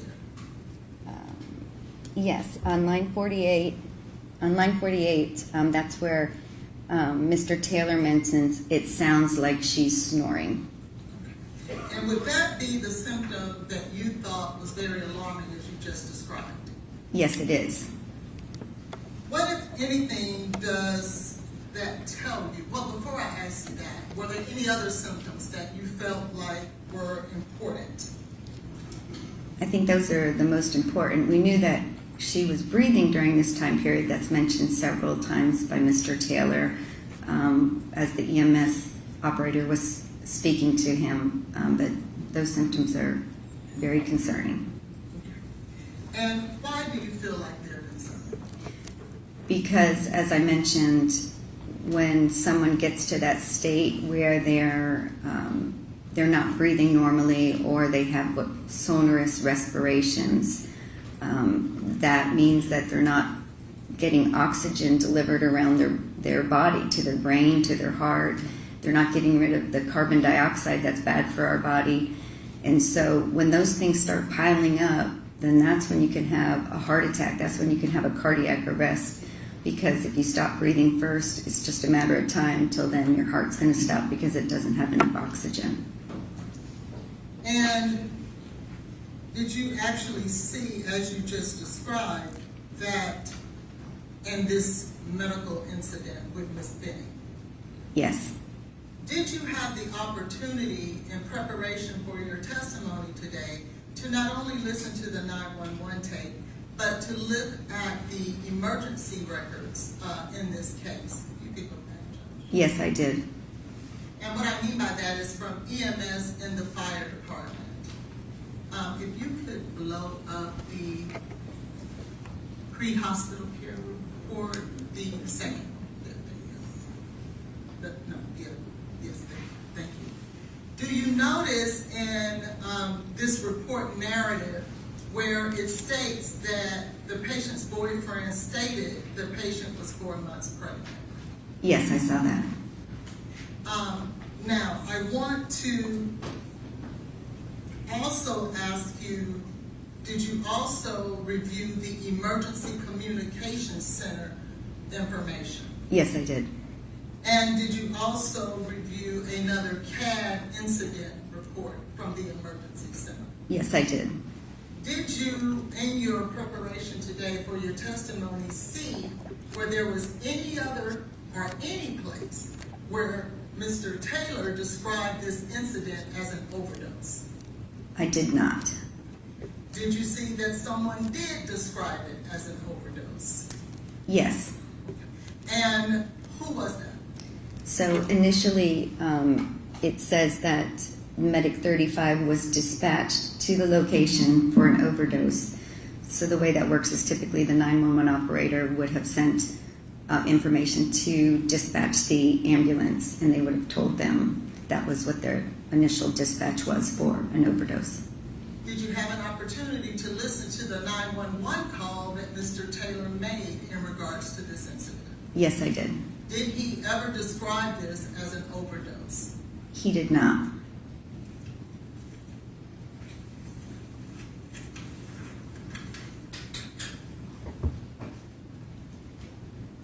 Did you have an opportunity over your course of the 30 years in the emergency room? It's fair to say you've seen many emergencies. Yes, we do. Where do you currently work? I work at University of Texas MD Anderson Cancer Center Emergency Department in the Houston Medical Center. And prior to that, where did you work? I was at Baylor St. Luke's Medical Center for 20-some years prior to that. And in all those years, were you practicing emergency medicine? Yes. So have you had the opportunity to come in contact with many families who had loved ones who were experiencing significant medical emergencies? Yes, every day that I worked. And sometimes those medical emergencies ending in death. That's correct. And can you tell this jury whether or not there's any one way that you've seen a person respond to a familial medical emergency with a loved one? Absolutely not. Everyone behaves differently in these emergency situations. I think it's common. Everybody behaves differently in just any emergency situation. So now if you're in an emergency department and a loved one is sick or something is going on, some people are calm and you can tell they're upset. Some people are a little more excited. Everybody responds differently. I could never describe that one way to do it. There's no right way to deal with that. I can't imagine being in a situation on the other side of it. So I now want to draw your attention to when a patient arrives at the emergency center. Okay. Are there situations when a patient would have to be intubated when they get to the emergency center? Yes, that can happen. Have you had the opportunity to see whether or not Ms. Benning was ever intubated? Yes, I did. And did you find whether or not, did you determine when she was first intubated? So intubation is actually a process where a tube is put down into the trachea to breathe for them. But in Ms. Benning's case, the EMS put a temporary airway in right away in the ambulance, which is a very common thing to do. And so a tube is put down, and it works well to breathe for a patient for a temporary measure. What happens then, we get them in the emergency department, and now we need a little bit more permanent measure that's for sure a secured airway, and that's what's called intubation. That's when you see it on TV, they go in with the scope, they look in, and they put the tube down, and that tube stays in there, and that's breathing for them. So that actual intubation followed the temporary airway, but that intubation happened at Vanderbilt in the emergency department. And was there any medication that was given to Ms. Benning to assist with intubating her? Well, yes, so one of the medications, she received succinylcholine in the emergency department. Is that a common medication that is given to a patient when he or she is being intubated? Yes. What is the purpose? It's a paralytic, so typically you want to give a sedative and a paralytic for a patient to intubate them. That's basically the definition of how you intubate someone. Did you have an opportunity to review all the medical records? Well, let me ask you, do you see anywhere here on these medical records in front of you, we'll start with page 55, where you see the paralyzing agent succinylcholine given to Ms. Benning? Yes, I see that in the ED notes. Okay. And I should ask, is this in Your Honor, fact? I object to misstating the medical records testimony, because that was not given because Ms. Benning was dead on arrival. And that's the Page reason. 101. That's the reason we're going into the records, Your Honor. Okay, you can cross-examine as you see fit. So this is her opinion. Do you see on page 55 right in front of you? Are these the medical records of Ms. Jade Benning? Yes, these are the EPIC medical records from Vanderbilt. And can you circle, if you can, the top right corner with your finger where it states these are Jade Benning's medical records? Can you circle, if you see where it says ED notes, and if you were to go down there, Oops, sorry.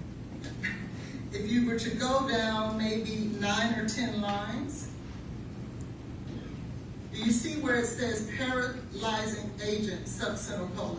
Yes, I do. Could you circle that for the jury, please?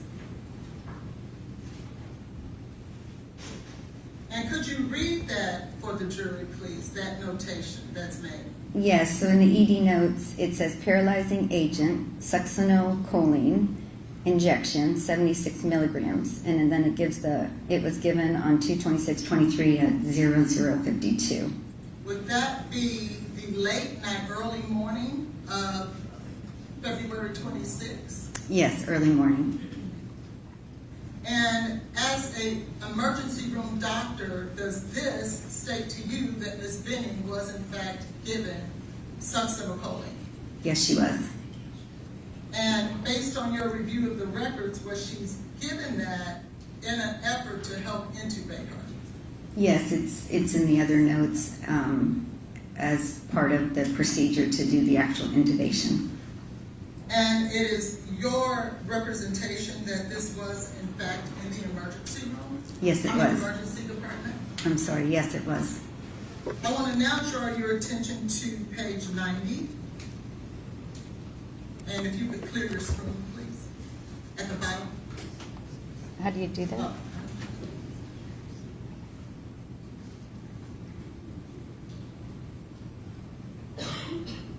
Oh, clear. Okay. On page 90, are these two Ms. Jade Benning's medical records? Yes, these are her records. Could you circle her name You at the you top? don't have to please? give it a circle, it's right there in the report. Do you see where Ms. Benning was, or at least succinylcholine in these records as well? Oh, I'm sorry, those are. Move to the next page, please.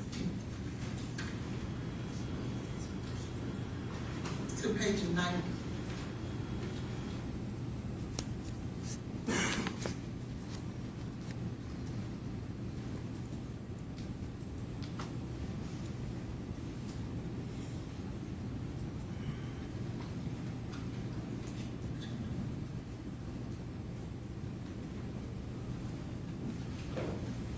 So we can move forward. So let's now go to, was there a time when Ms. Benning, based on your review of the records, was getting fentanyl? Yes, she received fentanyl. And do you see when and where she was given fentanyl? Yes. If I could I get the Elmo, please?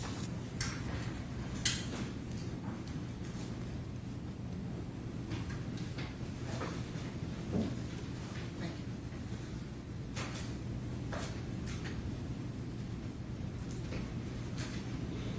Do you see the highlighted area there on page 562? Yes, I of do. medical records?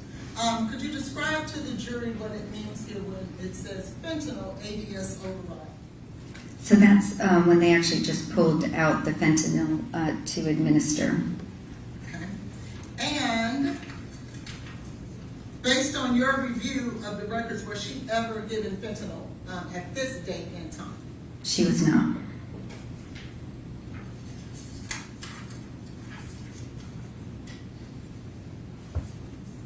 I now want to draw your attention to page 567 of Ms. Benning's medical records. Do you see the highlighted areas there? Yes, I do. And is this in reference to the medication fentanyl? Yes, it is. And was she given fentanyl at this time? Yes, she was. And what time do you see notated in the medical record of Ms. Benning as to when she was first given fentanyl? So her initial infusion of fentanyl was 2/26/23 at 00:39.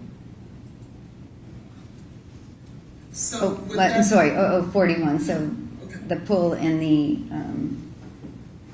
I think that's not the time. Yes, 00:41, 00:45 I have where the infusion started. So there may be another page of this as well. Okay.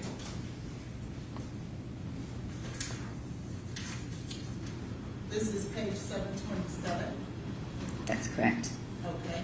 You could go ahead and explain to the jury what this is stating. So this tells you that the infusion starting, the time that's highlighted on the right is 00:45 for the actual infusion starting. Okay, and when does it end here in this medical record? So, Can you oh see? yes, I can see. I'm sorry, I should put my glasses on. But the end date on this infusion and at this rate was 2/27/2023 at 18:43 or 6:43 p.m. And in your review of all of Ms. Benning's medical records, is that where you see she was initially given fentanyl at Vanderbilt Hospital? That is when she initially got fentanyl. Yes. I now want to go back to page 90 of the medical records. Do you see there, in reference to the medication succinylcholine? Yes, I do. And what is this record representing? So this is on the ED timeline. So this is basically step by step everything that goes on in the emergency department. And this shows you that at 00:15 that there was an order placed for succinylcholine. And is this too in the emergency department? Yes, it was.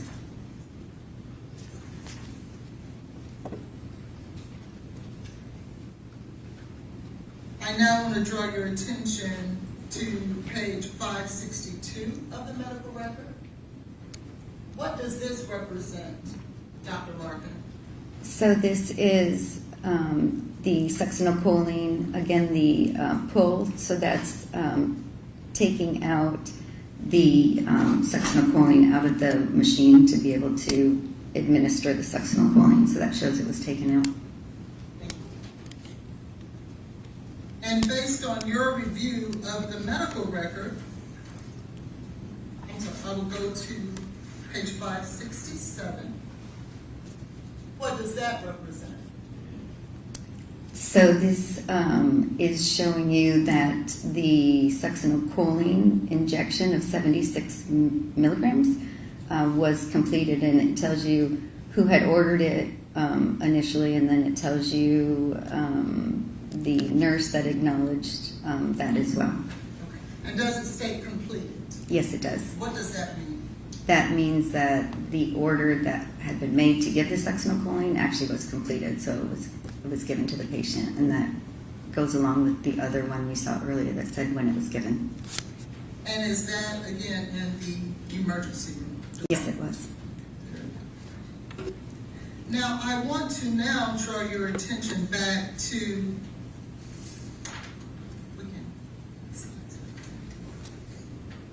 is it working?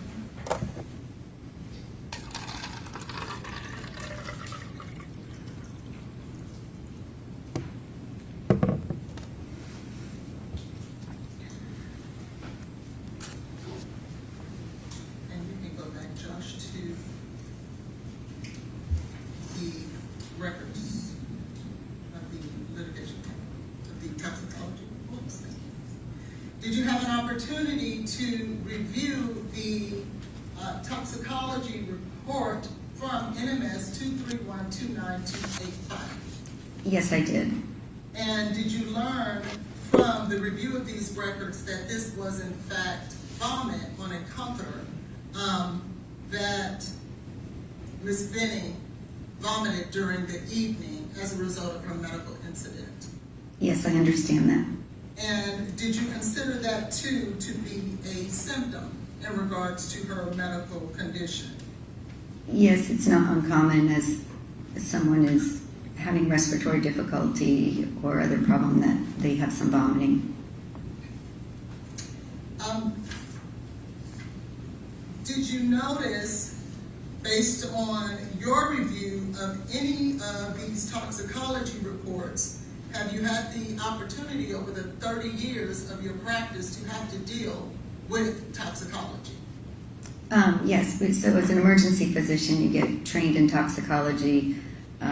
We obviously have patients that come in and we have to look at reports regarding toxicology. And you're not claiming to be an expert in toxicology, are you? I am not. Okay. Did you notice in the records, lab reports of Ms. Benning from NMS, whether or not you noticed that coca-ethylene was present in her system? Yes, coca-ethylene was present in that NMS sample that we're looking at. Thank you. Have you ever had an occasion over the course of your career to treat a fentanyl overdose? Yes, I have. Have you ever had an occasion over the course of your career to treat a cocaine overdose? Yes, I have. And could you describe for the jury what you would expect to see after 30 years of working in the emergency room department? Have you had an occasion to deal with cocaine overdoses? Yes, so they're almost opposites of each other. So cocaine is more of a stimulant, and then fentanyl is more a depressant.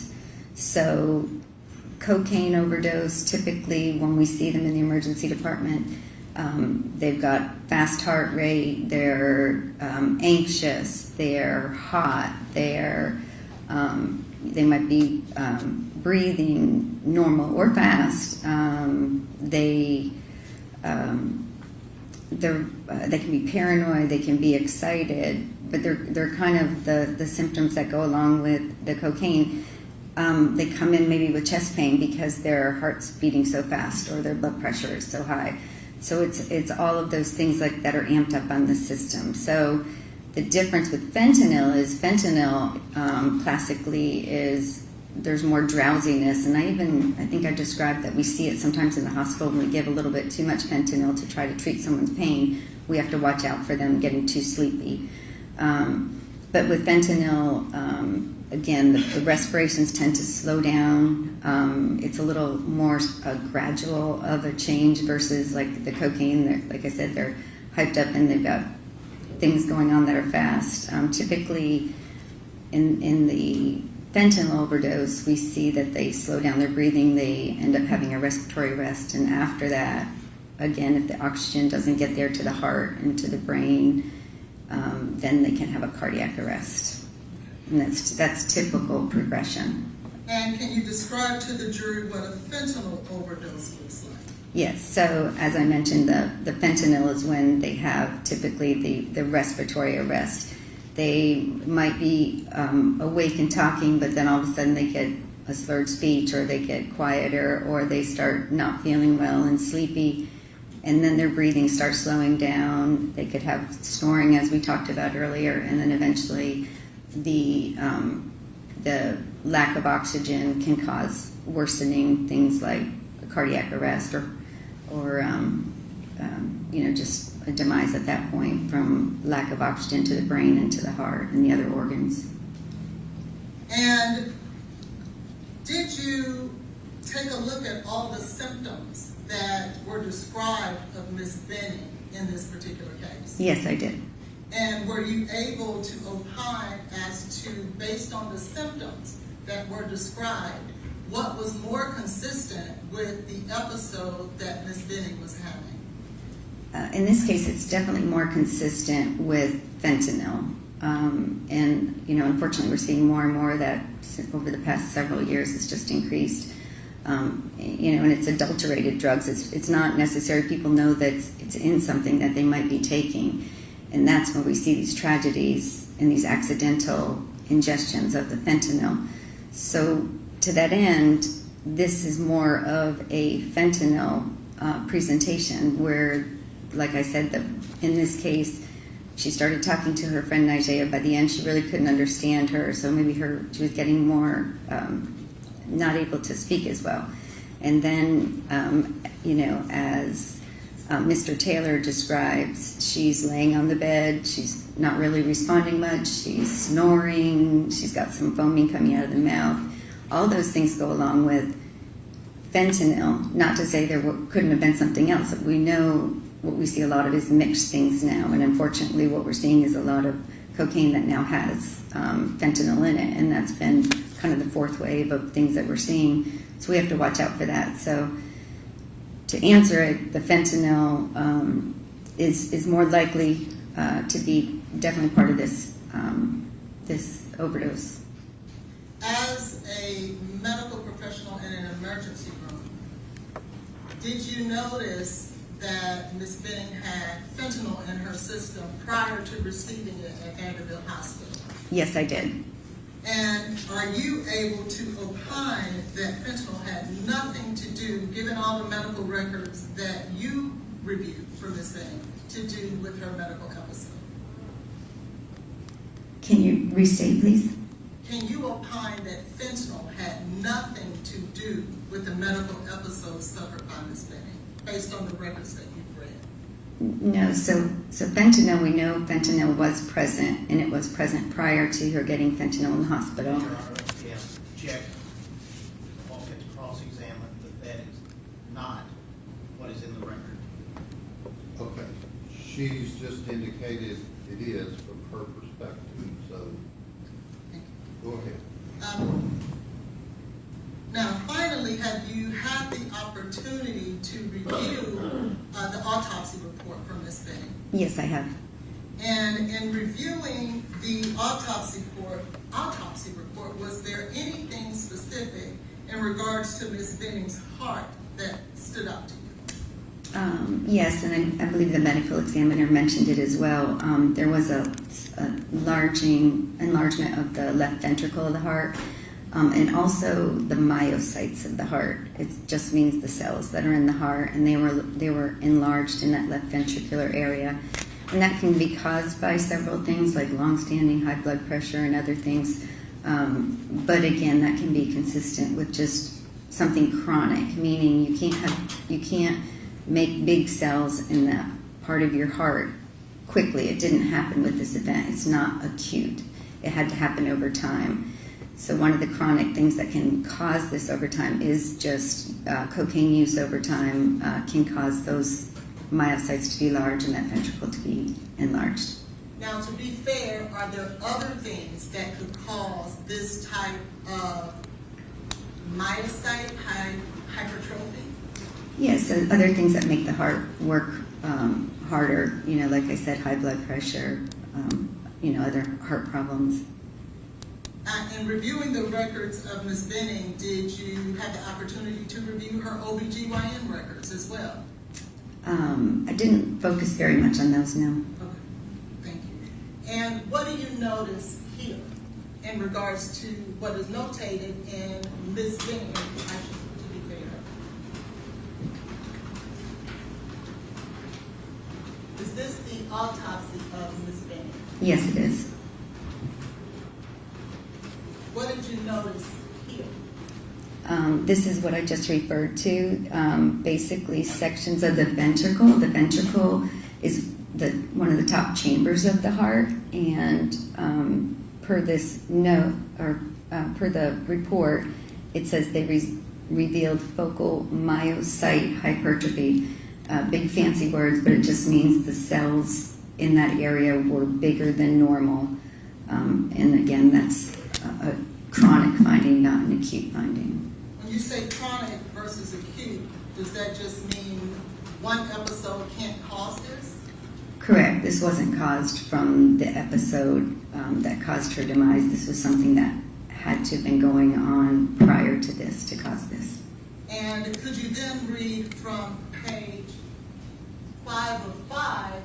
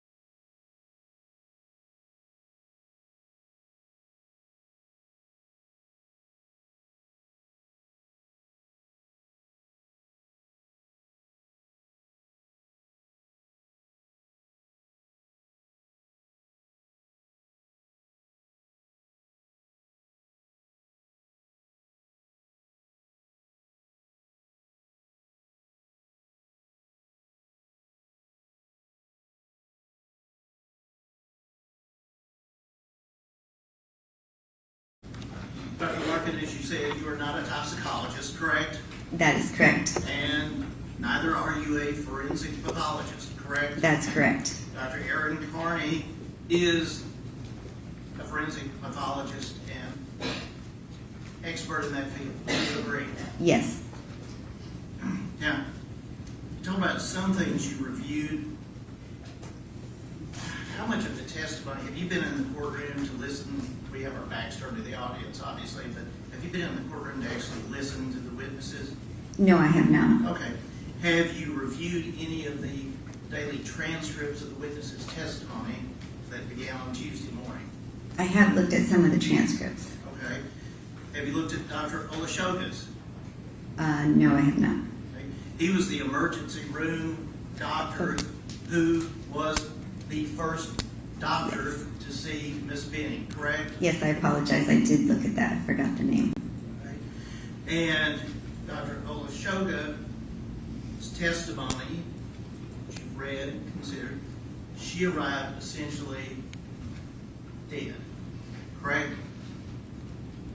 I mean, I don't believe she arrived dead.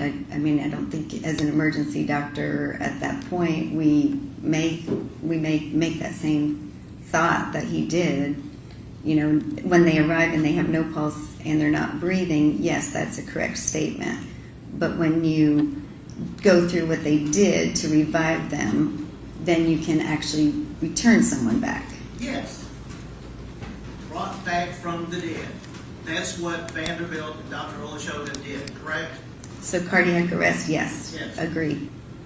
And she was intubated without the need for any medication because she was feeling no pain. Is that not correct? I don't think anyone can say that, but I know she received medications. After she was intubated, correct? I believe the succinylcholine was at the intubation time. There's only one intubation, right? There is only one. Because when she was removed from the emergency department to the ICU unit, they don't take it out at the emergency room and then redo it later, correct? There's one intubation. One intubation, and that happened in the emergency department. That's correct. Correct.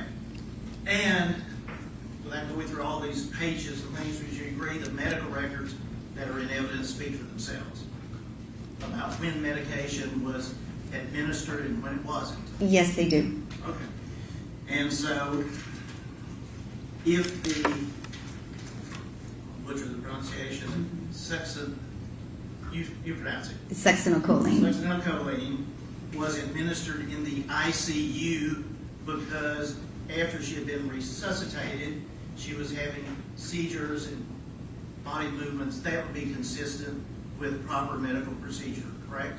Yes, you can use succinylcholine other times, absolutely. Because it's a paralytic. Yes, it is. Was it given in the ICU or the ER?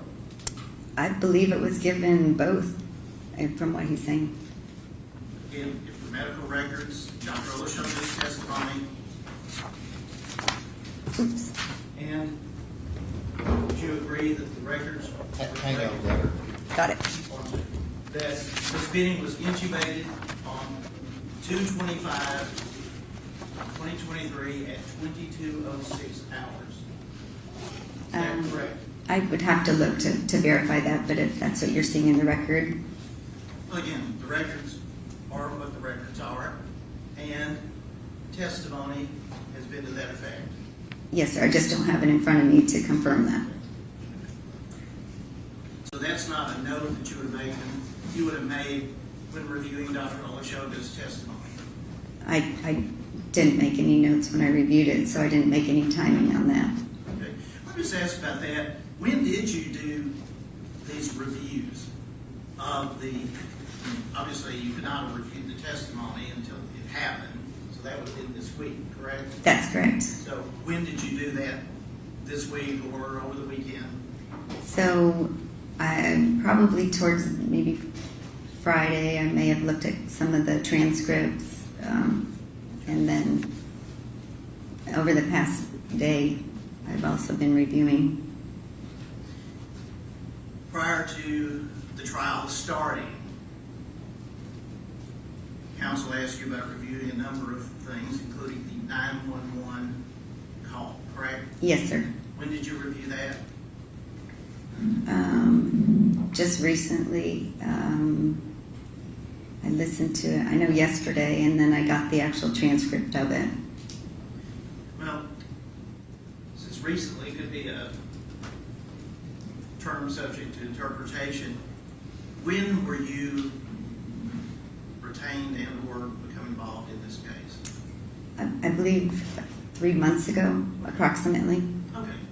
Recently, Yes, if we're talking years, yes. as opposed to months. So, 3 months ago, what was the first thing you reviewed?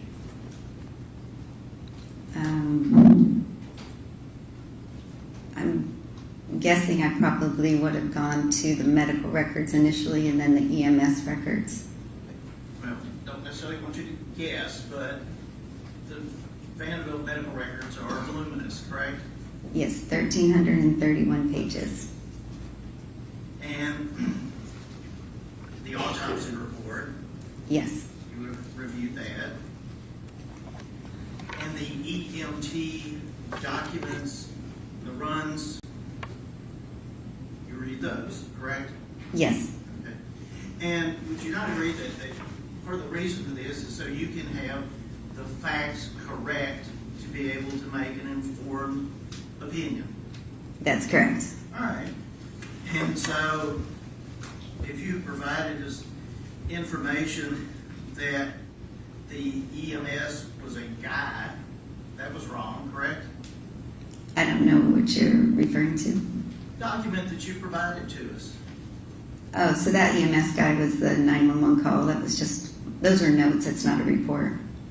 Okay. But the EMS guy, so you're saying now that was the 911 person as opposed to the paramedic.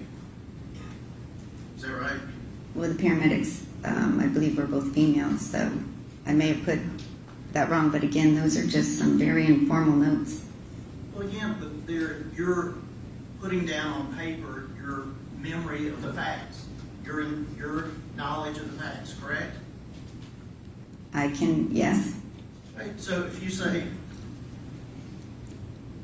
the EMS guy said he thought it was an allergic reaction and he didn't check a pulse until he got her into the ambulance, that would not be the person answering the 911 call, would it? it may not have been.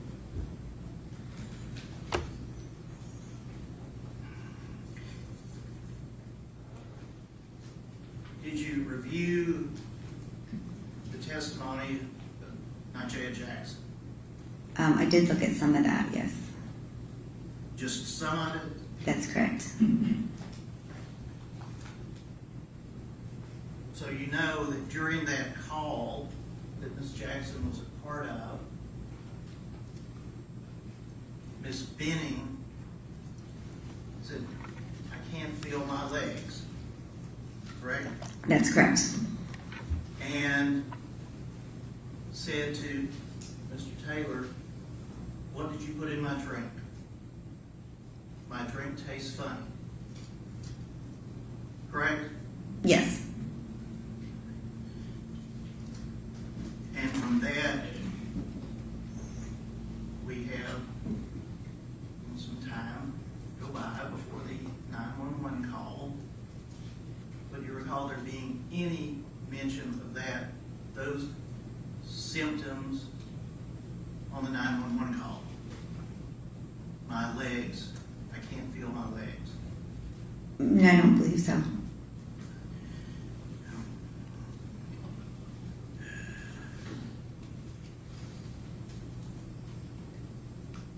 With respect to Dr. Olashoga, do you have any criticism of how he handled Ms. Benning No, in the emergency department? no, He did everything you would have done, correct? I believe so. Including having tests run, such as they could be run from the emergency department. Talking about to see what is in her system, correct? Yes, You do that. yes, I do. Yes. And you get those results back as quickly as possible, correct? We do. It's not like weeks or months later that you're sitting or standing around the emergency department waiting for lab results to come back from a lab in Pennsylvania, correct? That's correct.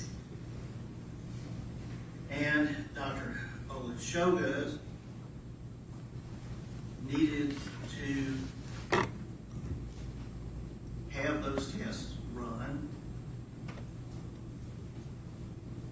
and got Dr. Broccolari as far as this was something that needed to be investigated, correct?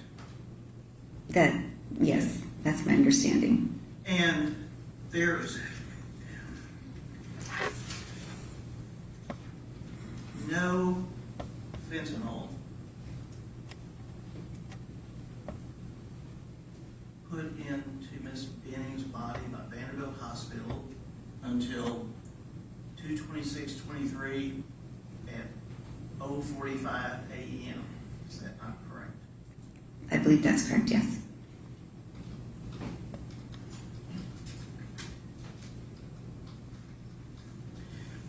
Now you talk about people that come in that you've seen in the Houston emergency room or the day before that, was it Waco? Was it Baylor? No, that's Baylor St. Luke's Medical Center in Houston. Okay, in Houston. Those people are alive when they present, correct? For some of them, yes. Okay. Well, have you had someone present who is determined to be dead because of acute cocaine toxicity in your emergency room. Oh, I'm sure I have, yeah.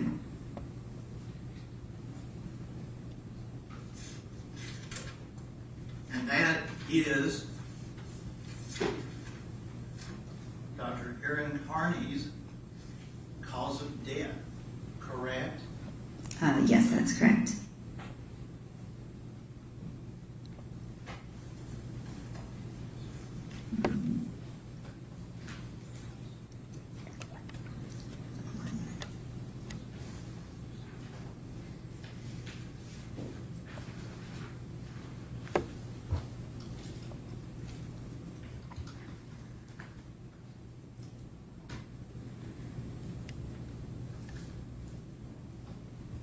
Dr. Larkin,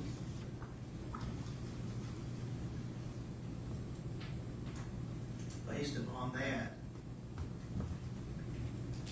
and your testimony about what is typical of cocaine, typical of fentanyl, in the face of all that, you're saying, oh, it could be a fentanyl overdose, or it was a fentanyl overdose? Well, we know there was fentanyl as well, and we know there was cocaethylene. I don't know that those were taken into consideration as far as the cause of death. I'm not saying there's not cocaine. What I'm saying is, by the presentation, what happened just prior, it appears that there was, we know there's fentanyl, but the fentanyl was accentuating or causing this respiratory arrest. And that's your, could have been. Yes, sir. Because of that trace finding. There's fentanyl was Are found. you basing this on the comforter? I'm basing it on the comforter and that sample that was also testified to by Dr. Methune and Dr. Jaguar. Just one or two more things about getting the facts right. You would agree that's important Yes, sir. to base any opinion on. And one of the statements in this report say on the day of her death, text messages indicate that Jade met with her drug dealer. That didn't happen, did it?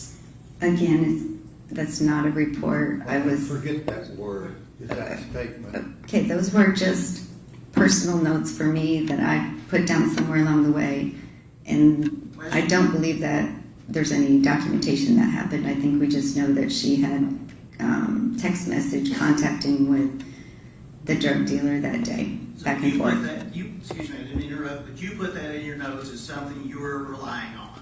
Not Right. relying on something that I was going to be looking at, and obviously I would have corrected that if I had been given a time or asked to, do notes. I didn't do them until just recently when I was getting prepared for this. So When did if you- they're inaccurate, they're not complete.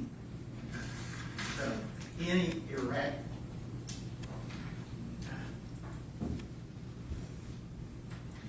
any inaccuracy, even about fentanyl at the hospital, would make your opinion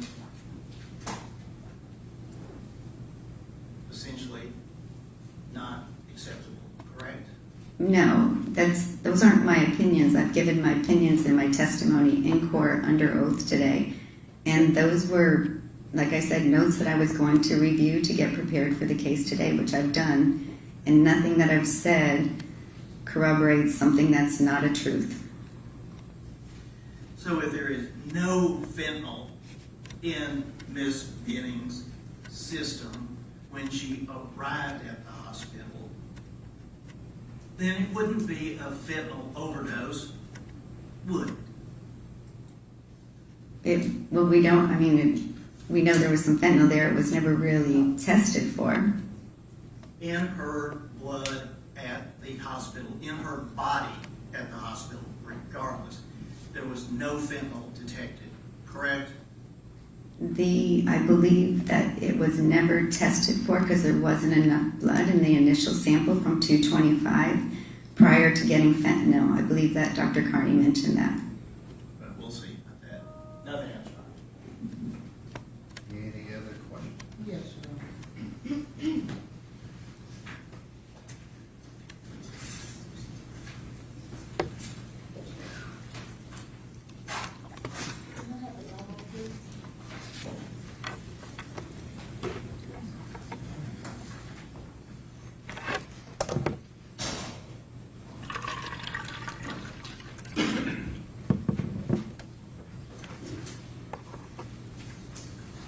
Dr. Larkin, just a few questions for you.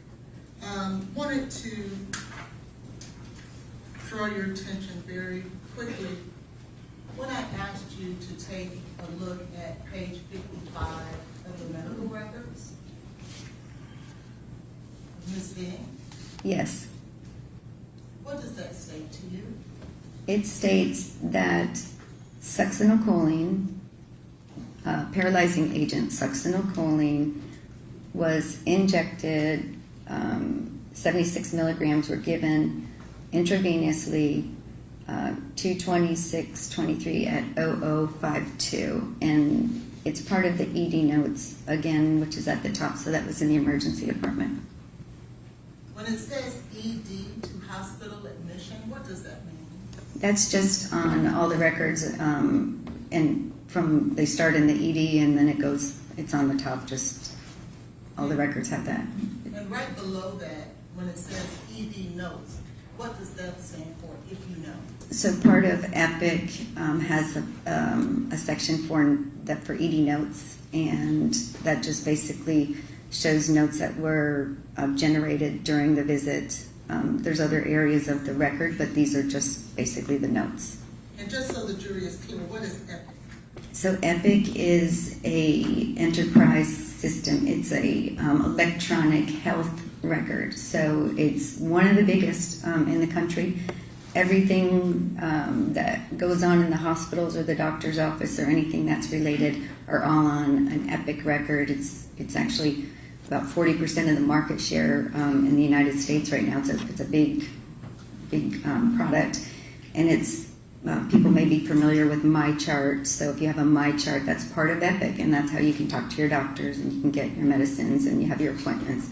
So EPIC is just all that medical record, all being in one electronic location. Okay, and then I will draw your attention to page 43 of the medical records. At the bottom there, where it says ED procedure note by the Dr. Olashuga, do you see that? I don't see that. I think you have to go Oh, further up. There There we go. I apologize. Okay. Do you see that? Yes. And do you notice what number 1 says? Number 1 is intubation. That's the procedure we talked about earlier. And does it say given or ordered? Ordered. Is there a difference between the two? Yes, there's typically a note that says about the intubation that says attempted one time, what time that happened, and all that. You say a date of service? What does that mean? What is date of service? So date of service is the day that something happened, so you can have the date of service and also the time of service. Is that So on there? this date of service for this procedure note, which the procedure note is the intubation order, was at 2:25:23 at 10:06 p.m. And so this says it was ordered at 10:06. No, that's not what she said. But Yes, that says this procedure note says in the notes that at 10:06 p.m. this procedure was ordered, which was an intubation by Dr. Olashuga. and so your testimony is this says ordered, right? Yes, it does. And this note says given. Yes. Okay, and what time is that? So this is the succinylcholine that was given. Again, that was given 2:26:23 at 0052.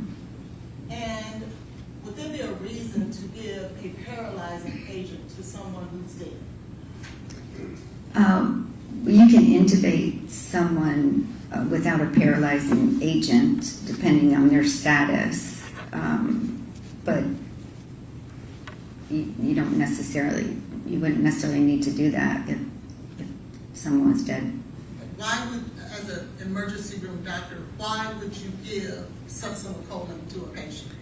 Well, because I guess we got to be careful how we use the word dead. When we say someone's in cardiac arrest, they have respiratory arrest or cardiac arrest, that means they're not breathing, their heart stopped. So essentially, I guess we call that dead.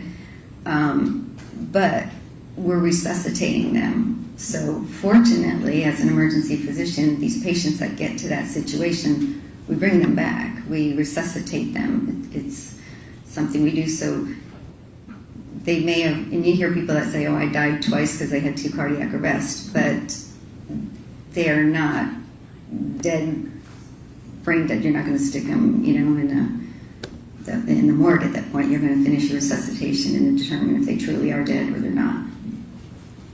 And I understand that, did you have an opportunity to review any of these toxicology report records? Well, I did look at them. And again, you're not a toxicologist, are you? I am not. And is this number 231-29285? Yes, it is. Have you learned that that is assigned to the comforter that the vomitus of Miss Benning was located on when she was having her initial emergency episode in her apartment? Yes, That is before she went to Vanderbilt. that's correct. Have you learned through your review of all the records that there was fentanyl present and the vomitus on the comforter? Yes, And is this a record, based on your knowledge, if you know, that states that? yes, And to be clear, you're not stating Dr. Olushalo did anything wrong, are you? no, And although Ms. Benny passed away, as stated in this autopsy of acute cocaine toxicity, when it comes to the manner of death, that could not be No, determined. Your Honor, I object to that. that's correct. She has asked that be stricken, not forensic knowledge. Yeah, this is a record that's in evidence. Then there's no reason for this doctor to Okay. ask that. She's answered the question. Do you have any more chief questions? I do not. Thank Okay. you. I pass the Any other witness. questions from the state? No, Your Honor. Thank you, ma'am. You can step Thank you, back. sir.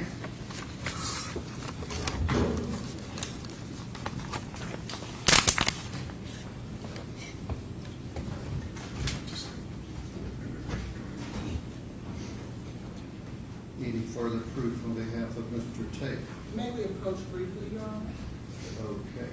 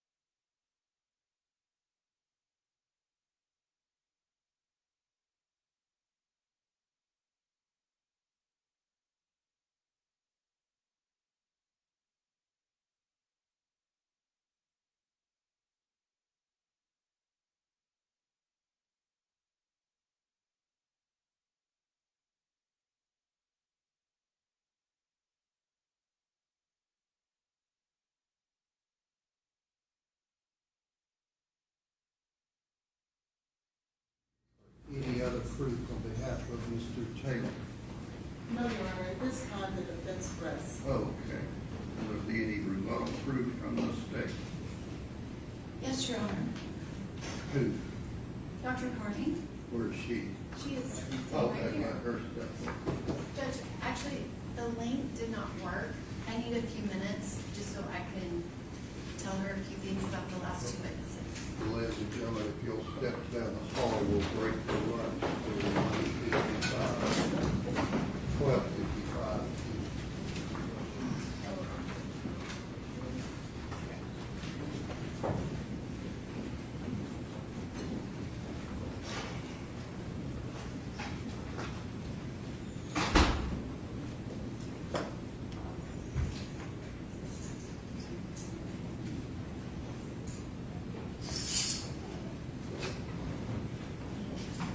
And other than Dr. Carney, any other rebuttal witnesses? I don't believe so, Your Honor. All right, let Mr. Taylor step around to the podium. We'll cover his decision not to testify.